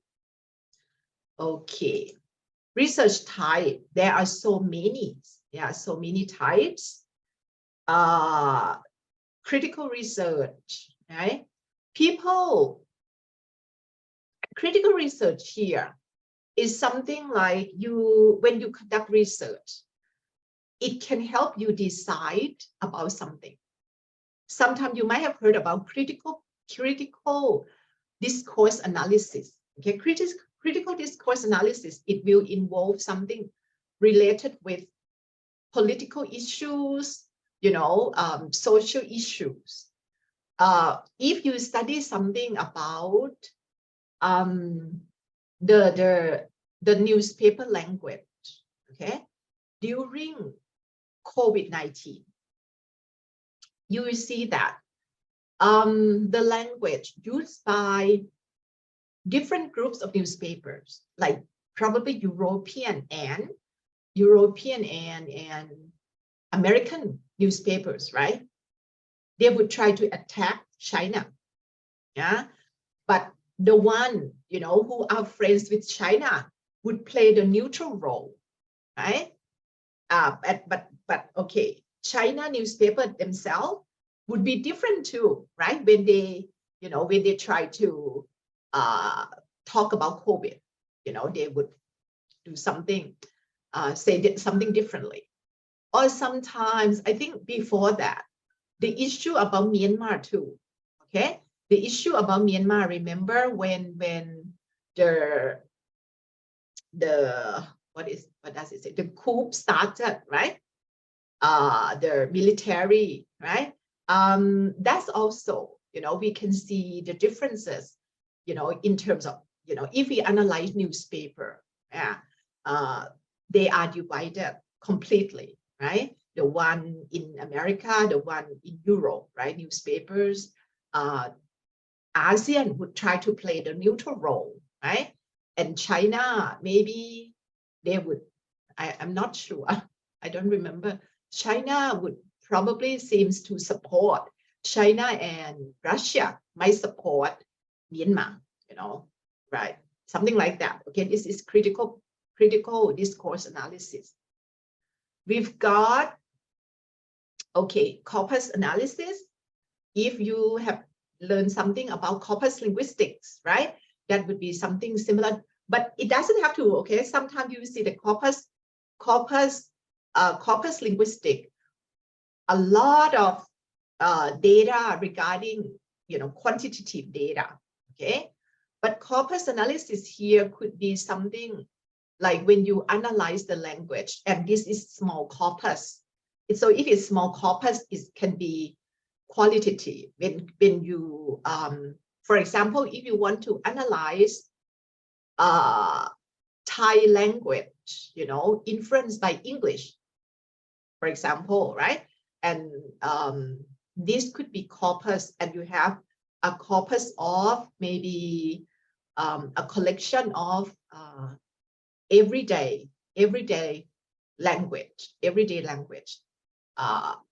That could be a small corpus of language. Okay, we will look at ethnography. I mentioned that already.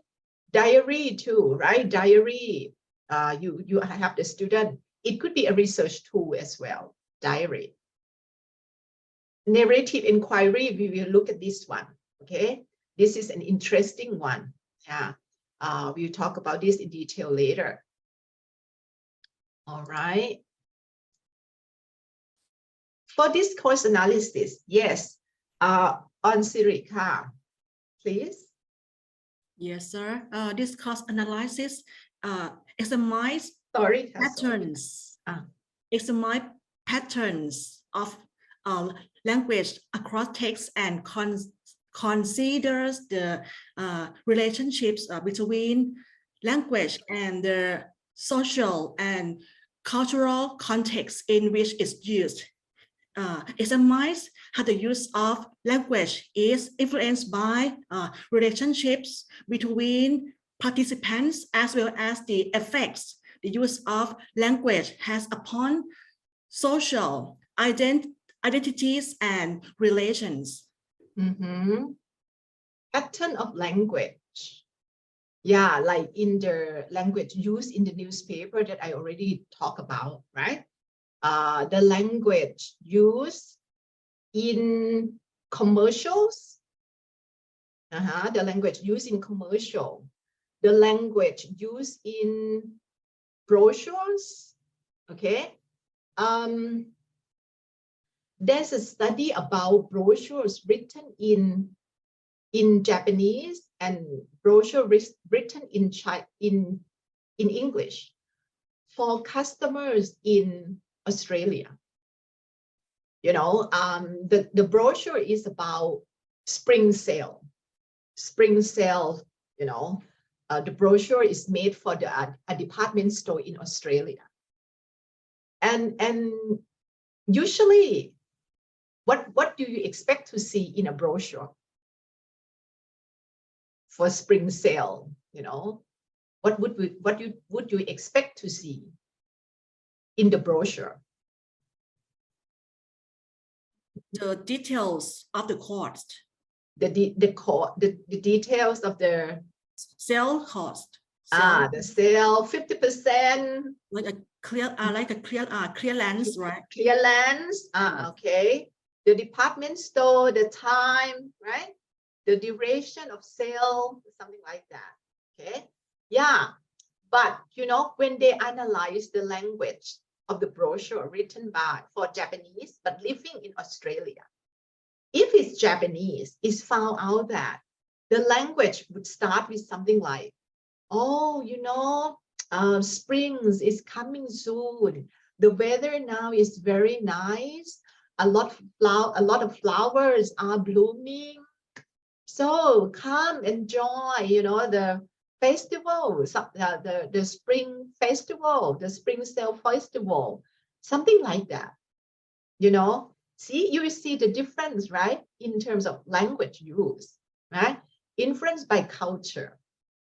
All because it's written in Japanese, you know, and it aims for Japanese people. So you cannot just start with, come, there's a big sale starting tomorrow, you know, come before it's gone, you know, not like that, okay? So this is what the language like, okay? This is a part of discourse analysis too.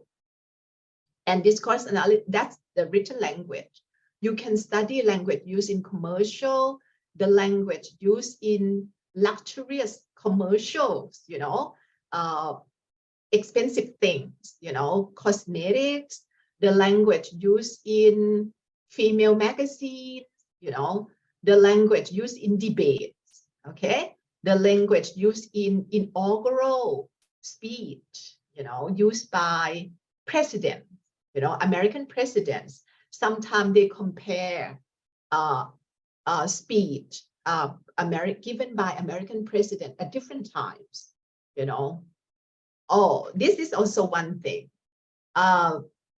Recent study from my student, they look at the speech made by the leaders, you know, the leaders, the message about COVID. You see that maybe you have watched the news, right, about Australian Prime Minister, that lady. I think she's Australian, right? Not New Zealand, I forgot. You know, the young lady. And also maybe the speech given by Lee Hsien Loong from Singapore, right? The language used in the speech seems to inspire, seems to support, right? The people, you know. So that's people look at this kind of message and see how positive messages are conveyed, okay? But you have to think, if you conduct research like this, all of you are language teachers, right? Definitely in your research, you must find pedagogical implications, right? So what would it be, the implications? If you study, I think maybe for Thai people, you listen to Prayut Chan-o-cha too, right?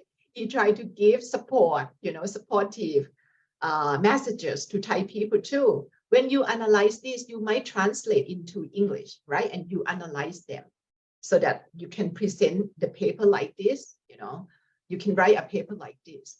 So what would be the implications? Help me. These are positive speech.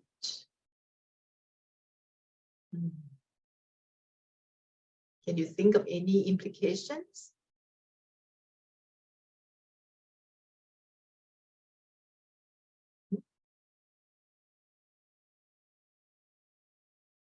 Well, people these days, they have a lot of hate speech, right? We have seen a lot of hate speech in social media, right? Yeah. But what about, you know, something like positive speech? Yeah, something that, you know, it would create harmony, right? So after you analyze something like this, you can introduce these. The implications are like, you can introduce these to your students. They would be language teacher, right? So they can study, they can learn more how positive things can be expressed, right? Not just hate speech, right? So these could be some implications too.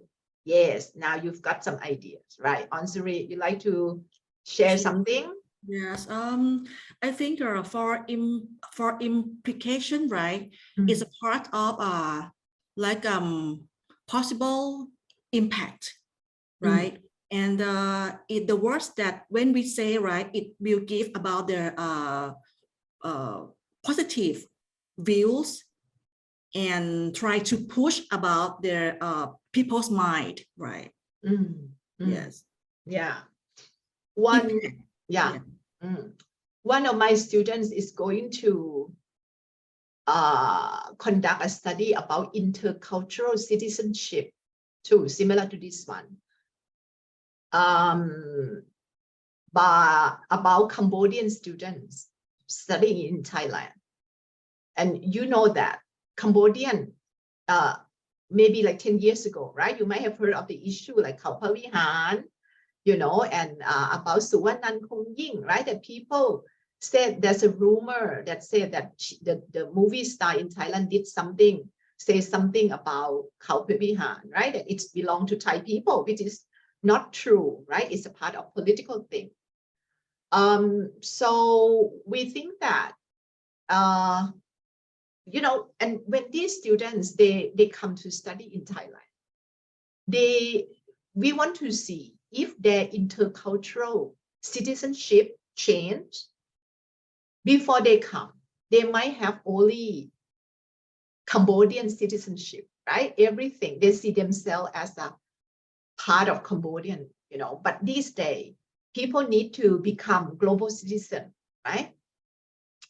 And he found something like from the findings, it's about, right now it's not about Cambodian versus Thai, but it's about Cambodian versus Vietnamese, you know, because probably like Vietnamese people come, a lot of them come to Cambodia, you know, and probably do some business, try to take advantage of this and that, you know. So this is another argument, you know.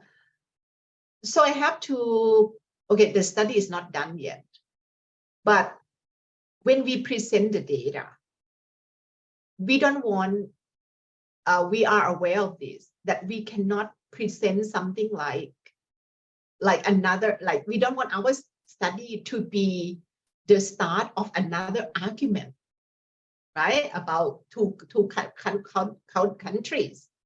So we need to find a way to present it. That when you present, when you interview them, yes, you interview and you find the conflicts, but you need to ask for positive things too. That, okay, the idea changed or not? You think you will change the idea? Is this a part of just one group? You experience this because of what? You know, because of you have met, you read about this from the news, from that, and do you feel, do you still believe so? Once you have met a Vietnamese person, you know, in real life, you know, something like that, you know, so that there is a question. Will give you positive findings. you know, otherwise in your research, you will find only negative things, you know. So this is something that, you know, you have to be aware if you're going to conduct research that could be risky, right? Yeah, something like that. Need to keep that in mind. Yeah. So the questions have to be, because I think misunderstanding or stereotype can exist in every culture, right? We need to be careful, right? I think Vietnamese people in the past, Thai people have negative too, right? I think in 30 years ago, during the Vietnam War, right, against the American, a lot of Vietnamese people came to Thailand, like Nakhon Phanom, Sakon Nakhon, something like that, nah? And Thai people are not positive, were not positive about them either. But now some of them stay in Thailand, right? They become Thai people now, yeah? Yeah, okay. Can I say that from your examples, right? When we will set up about our hypothesis, right? We have to mind about the cross culture, about the ethics, right? That because we have to, it means try to search about only positive ways that concern about the social impact, right? Yeah, right.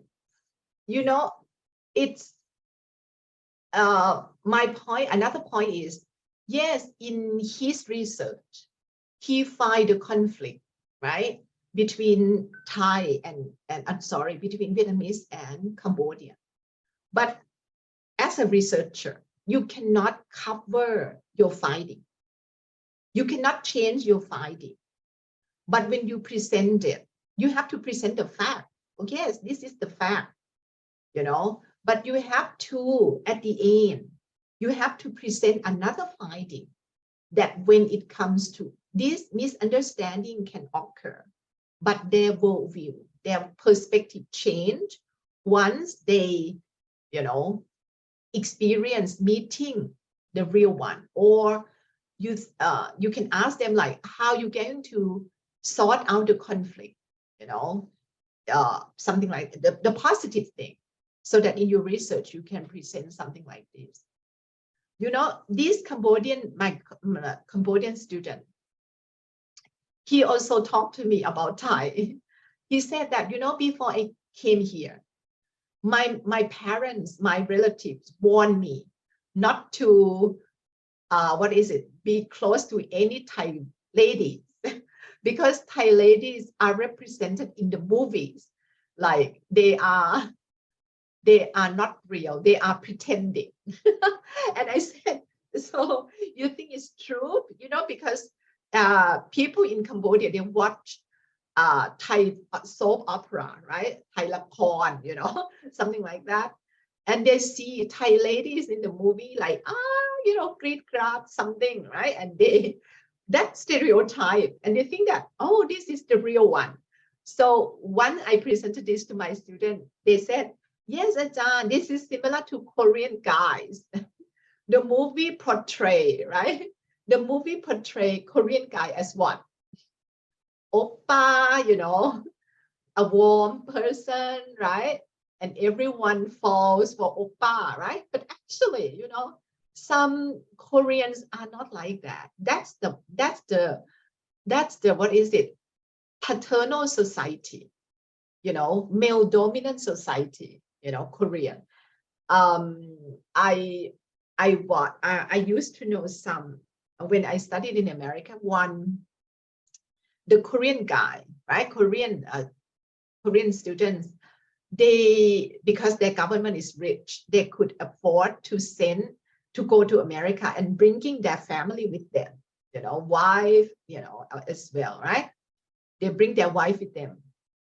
And every time the guy, you know, he finished playing, using the equipment in the fitness center, you know, over there, you need to bring a towel, right, with you, so that once you finish using the equipment, you know, you need to clean it.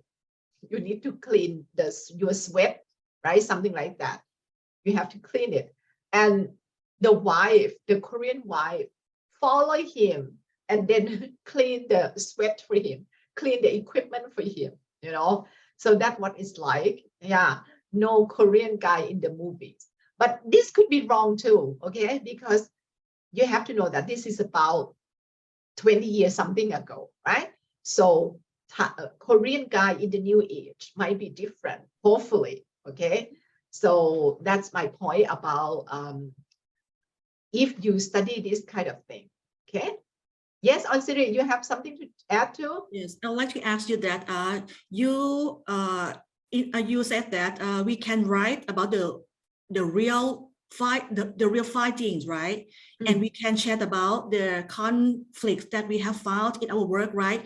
And is it easy for us to send our research article to be published because it showed about the conflicts, right? The journal will accept us? You have to know that research is about finding the fact, right? That's the point of conducting research. So we should not cover anything, right? But like I said, after you present the conflict, you should also ask about the positive things so that you can present another finding after that. That, okay, the idea changed, you know, like when I talk to my Cambodian student, I say, do you still believe so that Thai women are pretending, you know, like in the soap opera? And then he said that, no, it's not, you know, they are kind, they are nice, you know, Thai people are different. Yeah, that's why intercultural citizenship is important, you know. This is the point of having one thing, you know, our program at SUT, we thinking, yeah, we have similar program as Buriram too, right? But we like you guys to study there here full time if possible. So when COVID is better, right? The situation of COVID is better. Students now can come because we like something like this. When you are in that culture, you would have positive things, right? You will not only learn about subjects, about courses, but you will have international network, you know, this would help in the future, you know, about positive things, about, you know, the two countries or many countries, Vietnamese and Chinese, you know, something like that, right? About different groups. And I think this is important these days. We like students to have global citizenship. From my experience, some of you might, you know, study abroad already. And you know that usually when you study abroad, once you go back, you would bring mostly positive things, you know, about that country back to you, right? Back to your country, right? The positive thing, you know. So this is, I think it's important, you know, for to develop. It's okay. You don't have to experience being in that culture itself. But yes, if you're teaching and you have foreign students at your university or introduce them to something online, you know, that could also, right? There are many ways to create intercultural citizenship. Okay, this is another one. This is discourse analysis question. You might have seen this kind of paper before. Yes, next please, Patanan ka. Can you read this one? Yes, Professor. An analysis of moves in introductions in international and Thai journal research articles. What is the rhetorical move? Organizations of introduction sections of English applied linguistic research articles published in local Thai and international journals.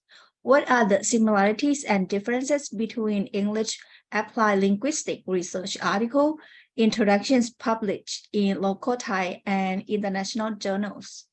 Mhm. So this is written, right? Written discourse analysis. Comparing what? Rhetorical move structure is like, you think about abstract, right? When Ajahn Piyachat presented about the analysis, the move, the abstract, right? When you presented in your first slide, if you see the abstract, you will see what would be included in the abstract. Maybe, okay, this could be an easy one. If you are invited to a wedding and the bride and groom said, oh, you are the dean, right? You are someone big now. They said, oh, give some blessings to the bride and groom. What would you include in your blessings? Or maybe you were the bride and groom yourself. You remember what the guest, the honorable guest said to you? What would they start with? Remember? Please come to the podium. Give some blessing to the bride and groom, please. What would you say? For the blessing for the bride and groom, right? Usually mention about the relationships between you yourself and the bride and the groom. Like you know the bride or the groom, right? Yes. Probably also talk about their past experience together, how you met them, or maybe how they met each other, and then talk about their current situation, the present wedding, and then later brace for the future, happy life in the future. Have a lot of kids. And yes, and then later, and then later, cheers. Cheers, right? Okay. Now we've got Sumon from Myanmar and Wang Yili from China. You have similar culture. You would do the same as what Piyachat said in your culture. Yes. Yes. At the wedding, people would do the same. Maybe sometimes. Yeah, people would do the same as what Piyachat said. Yeah. See, this is about move, okay? This is about move. What Piyachat has just mentioned is about move. Move is like the different part of things. Different parts of things, okay? You started with this, and then you started with, oh, I know the groom, you know. It's my honor to be invited to be the groom, maybe greeting first, right? Something like that. I have known the groom and the bride, they come to the, I sometimes met them at their company meeting, company retreat, they come together and they look lovely together. So I'm not surprised that finally they end up together, right? Something like that, right? So these are different moves, okay? And you should follow these. These are the protocol that you cannot say, oh, see you at the next wedding. You cannot say that, right? When you finish the toast, you cannot say that, yeah? And I think there's a joke that the bride said that, what is it? Thank you for coming to my, see you next time or something, you know, which is a joke, right? You don't expect to have a second wedding, right? Yeah, thank you for coming, you know, see you at the next, like, because she's the salesperson before, right? So she ended up saying the wrong thing. Yeah, something like this is true in abstract, in introduction. When you write your paper, you have to follow the conventional, you know, the conventional way of writing. introduction. Introduction should be something narrow to broad or broad to narrow. Introduction. Broad to narrow. Right? You have to establish the niche. You start with something big, right? And then you narrow down to your research question, right? So that's the organization. That's what it meant by rhetorical move organization. What about in conclusion? Conclusion, if you analyze conclusion in research article, what would you find? Conclusion. What would you include in your conclusion?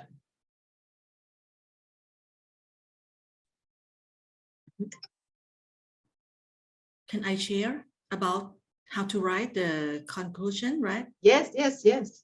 In my opinion, for the conclusion, right, I will write about the research findings and then about my point of views that concern about my works. The first part would be about what? Again, please. About research findings. Research findings, like you summarize the study, right? Yeah. In your you would summarize about your study. Summarize everything. For writing the conclusion, right? 80% for the findings and 20% for my point of view that concern. And I will write about what will happen for my next work, right? My next dissertation. Okay. I think if I recommended someone, how to write conclusion, I would say that, okay, you divide your conclusion into 3 parts. The first part would be about summary of the study, right? Summary of the study, right? The purpose, what you have done, the findings. And the next one would be about your pedagogical implication. What would be the findings here, right? What would you suggest, like for learning and teaching, okay? That's pedagogical implication. And then the third one would be about suggestion for further studies. That in the future, future researcher, what point they should do, right? If they want to continue working on this topic, okay? So that's like in the conclusion. Okay. Conversation analysis. Okay. We analyze the language. I'm not sure if one of you presenting something about conversation analysis. Right. You look at the organization of the language that make up social interaction. Okay, we have about 20 minutes. I think I will stop here and have another presentation. Okay. So which one would be the second one?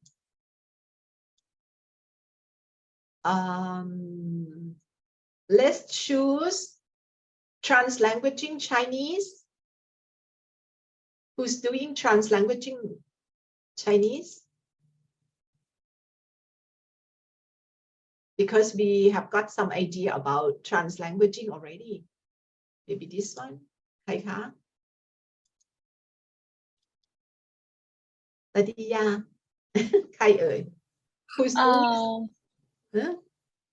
ไม่มีค่ะอาจารย์ ไม่มีเหรอ It's just about the role of English language in the field of agriculture, development of a CLIL textbook, evaluation checklist, and communication is a two-way street ค่ะ โอเค งั้นก็อันนี้ก่อนละกันครูกลับไปดูอีเมลของปฏิญาแล้วครูมันเป็นคนละเรื่องเหรอครูงงละตกลงโอเคอันนั้นละกันอะไร two-way communication because that one is pragmatics ใช่ไหม so who's doing that one คะ That's mine. That's me and Tatiya. Are you ready? Yes, Right. Professor. Okay ค่ะ Let me share the screen. Please. How?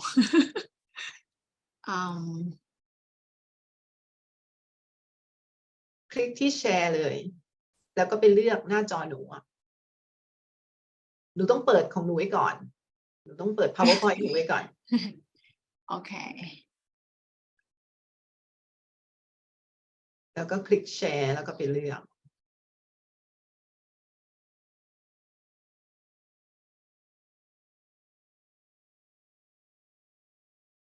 So everybody could see my screen now.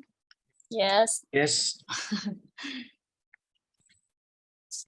Okay.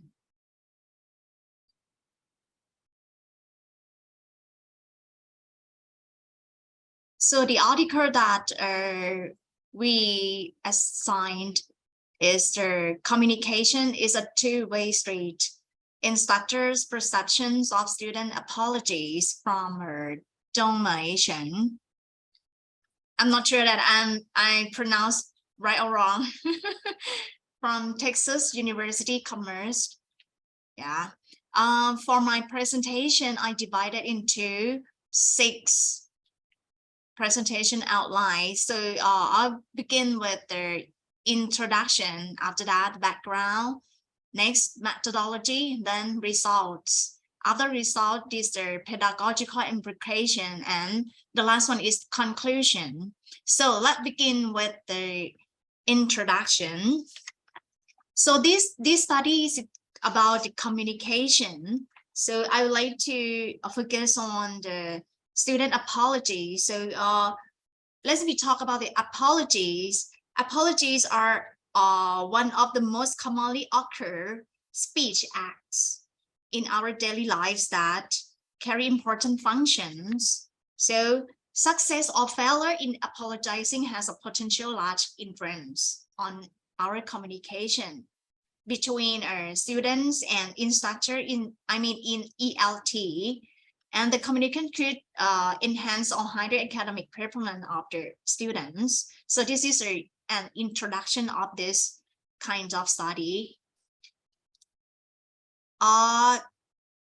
Thing that have an influence of the communication is the culture, because cultural differences also play important part in student apologies to the instructors between non-native speaker and native speaker of English might quite possible encounter difficulty in apologizing. So so this kind of a factor as well for the culture to get impact with the students' apologies. So this study investigated the student apologies to instructors in the US university context. So the apologies are coursework related. For example, missing a lecture, missing an appointment, and turning in the assignment late. So how they will say the apology. Okay.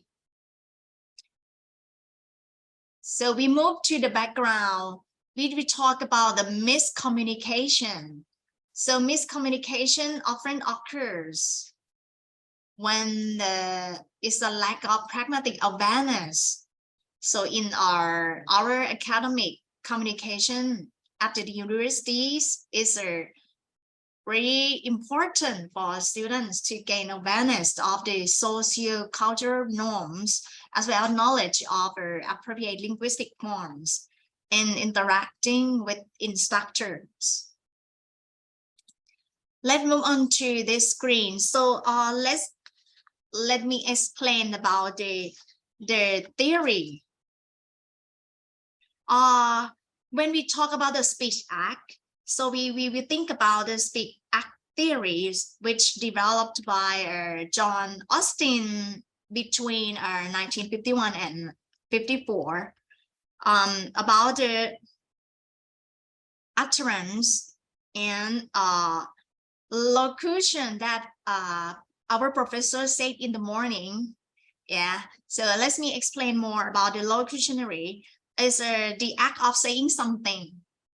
And in this speech act theory, you can see that we have a propositional utterance and illocutionary utterance and perlocutionary utterance. So illocutionaries mean that it's according to John Austin. So he did the research that is about asking a question.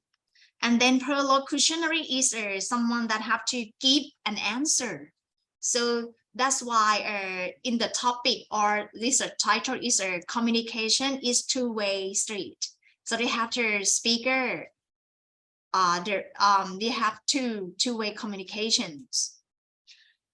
And speech act is like saying something such as offering apology, according to this study, and the greeting, request, complaint, invitation, compliment, or refusal. So it's an utterance that serves a function in communication.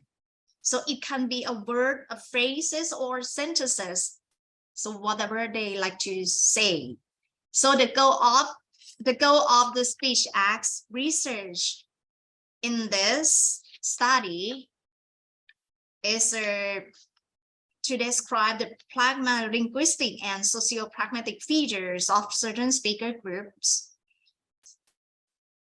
to guide the pragmatic instruction, and ultimately to enhance cultural awareness and understanding, to enlighten cross-cultural and intercultural communication.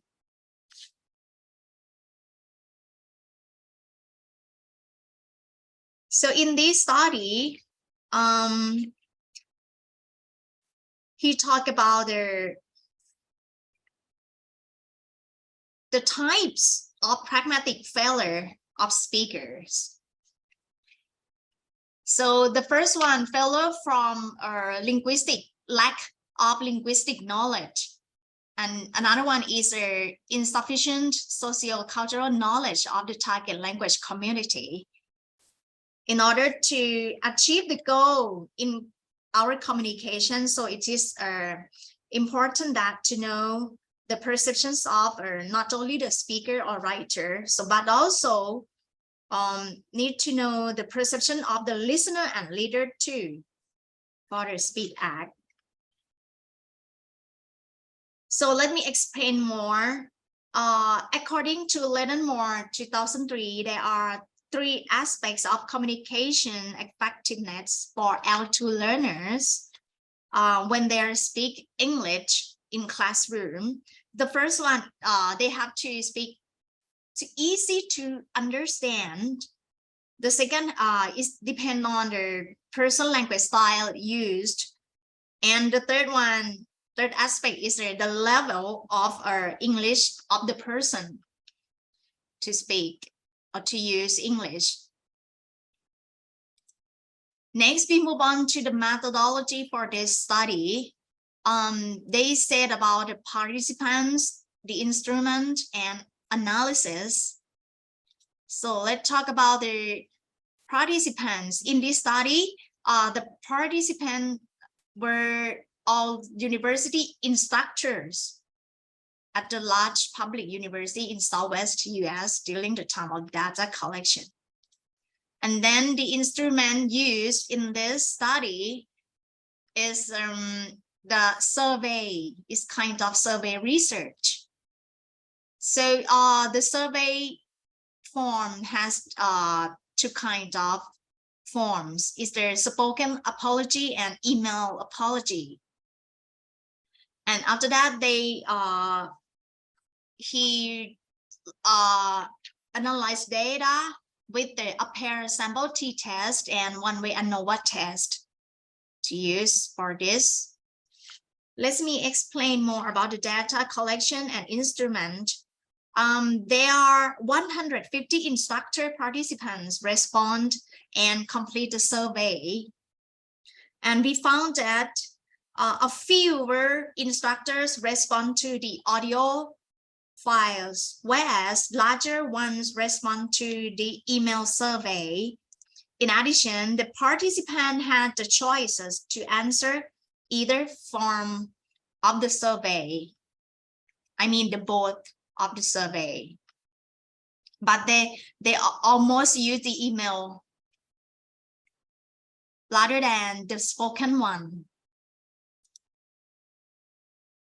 For the data analysis, the all instructor participant response were automatically saved through the survey website. So the researcher used the website to get a survey. From surveygizmo.com. Next one. So we move to the result. So before the result, maybe I would like to add the analysis. For this study, the rating score obtained in this study is a parametric statistics from McKay 2006 about the instructor attitudes towards students' apologies. So that is an equal number of natives and non-native English-speaking students produce these kinds of apologies. A paired sample t-test was used to test the differences in rating scores for both students, I mean native and non-native students. And one-way ANOVA tests were used to test the differences in the scores given by the instructors. So the result will show with the rate of the instructor gave. According to the research question, how do instructors from different backgrounds rate the communicative effectiveness of student emailed and spoken apologies? So the answer is instructor gave a significantly higher rating to apologies produced by native speaker students rather than non-native speaker students. So this is the finding of the first research question. And next, for the pedagogical implication, which related to research question number 2, how do the instructors explain their rating? How? So this is a pie graph that show the percentage of explanations on apology.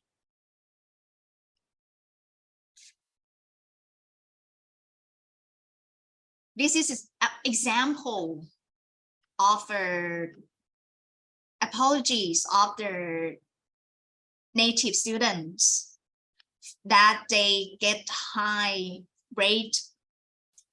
As you can see from the sentence, the first number refer to email apology that they write. They sent email, and then the number 2 refers to spoken apology sample, just speak out, not written one.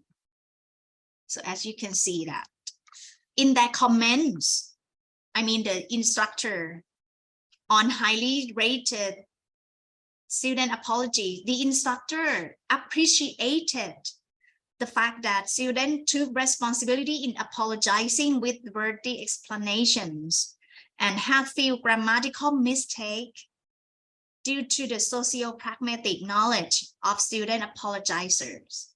So in contrast with the second one,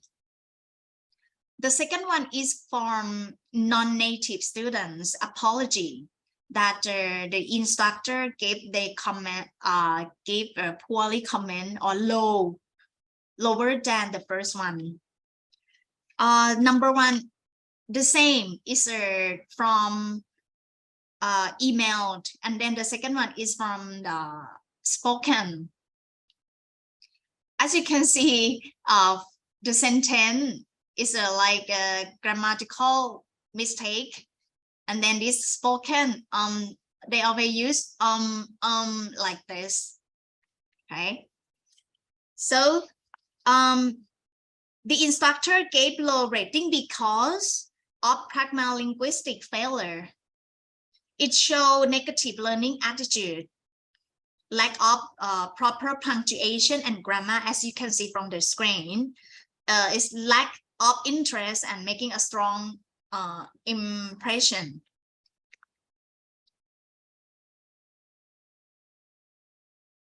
So the study results show many non-native speaking students had trouble utilizing major semantic strategies in apologizing to address the first needs of the instructors. So this is a finding of this study.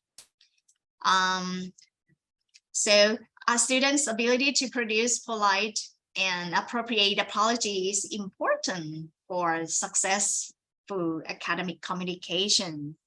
So in addition, this study provides useful source of information to be used in university classrooms that can orientate new learners towards socio-cultural expectations and appropriately lexical markers to be employed in making successful apology in academic settings. So that's all for our presentation assignment. Thank you for your attention. Okay, thank you very much. Okay, so this paper is about pragmatics. Yeah. Right? Rosamond, can you go to the slide about locutionary, perlocutionary thing? The ideas of pragmatics, okay?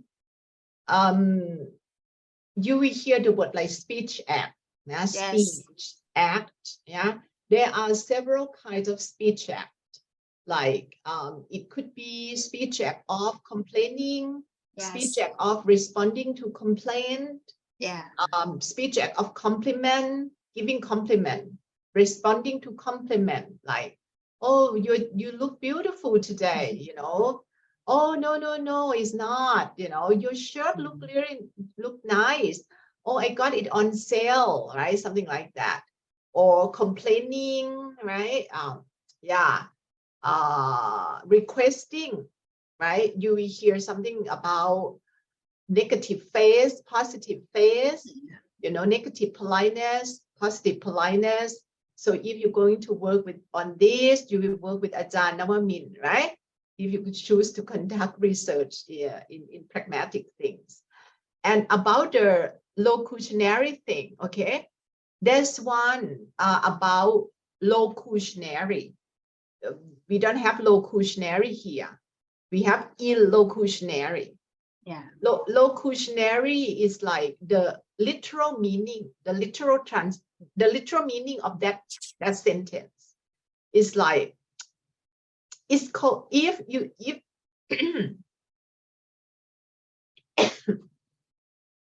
the queen, sorry.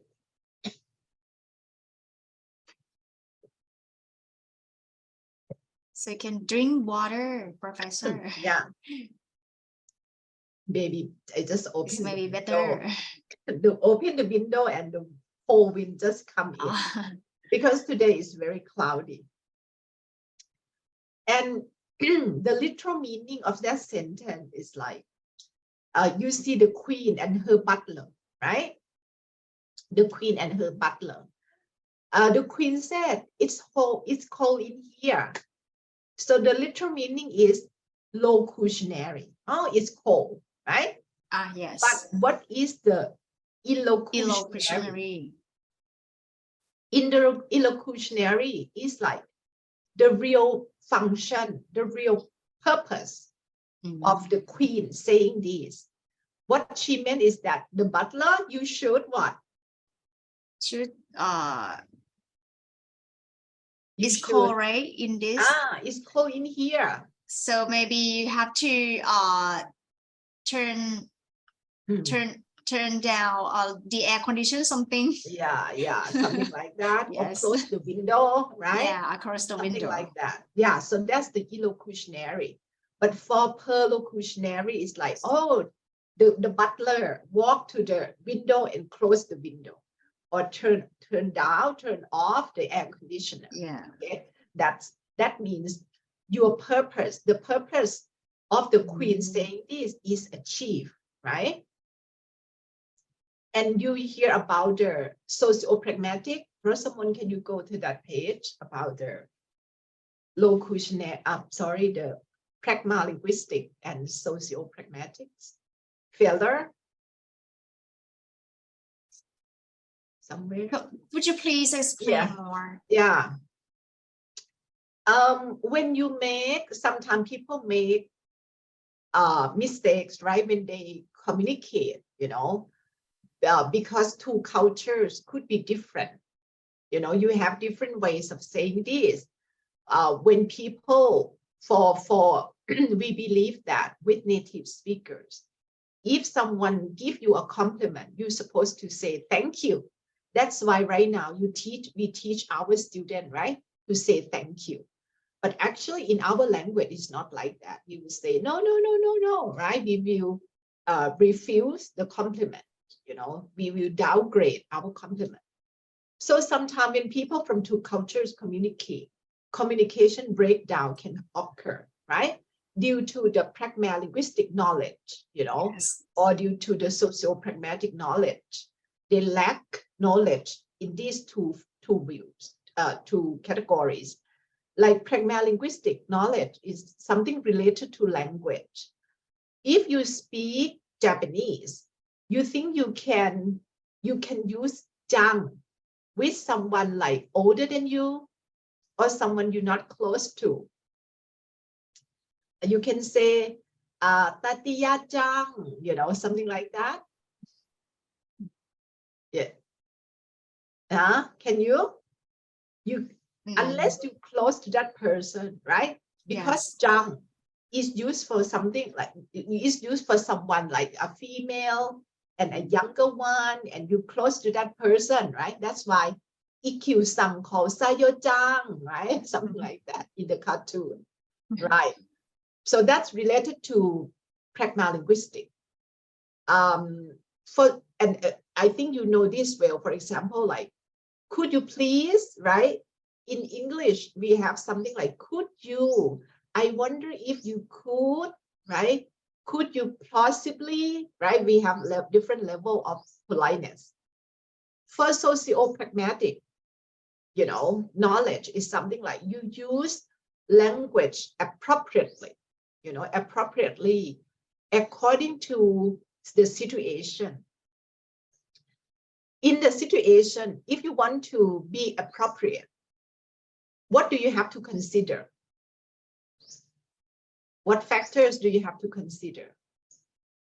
When you speak to me, can you speak to me like when you speak to Patiya, Rosamond?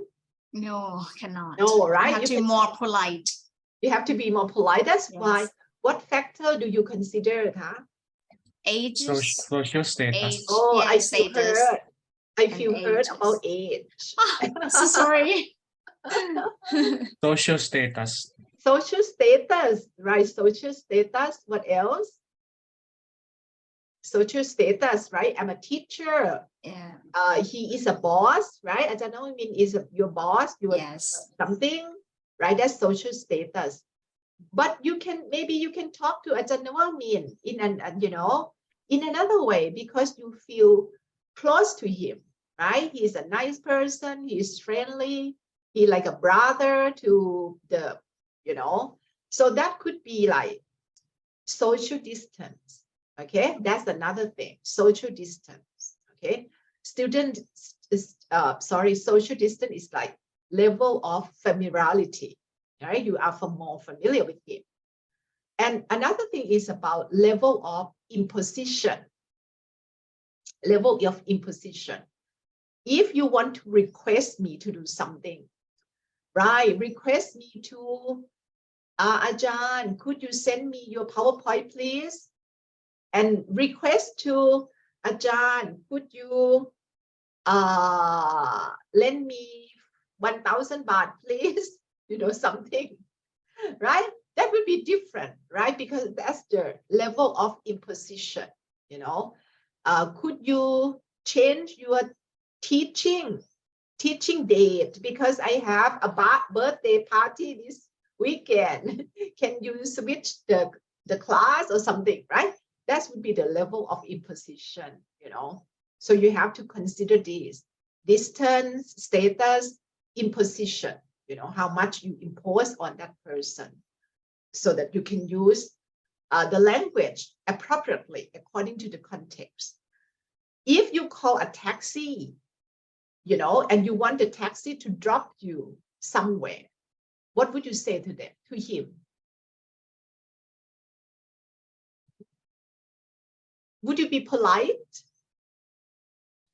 Would you be like very polite?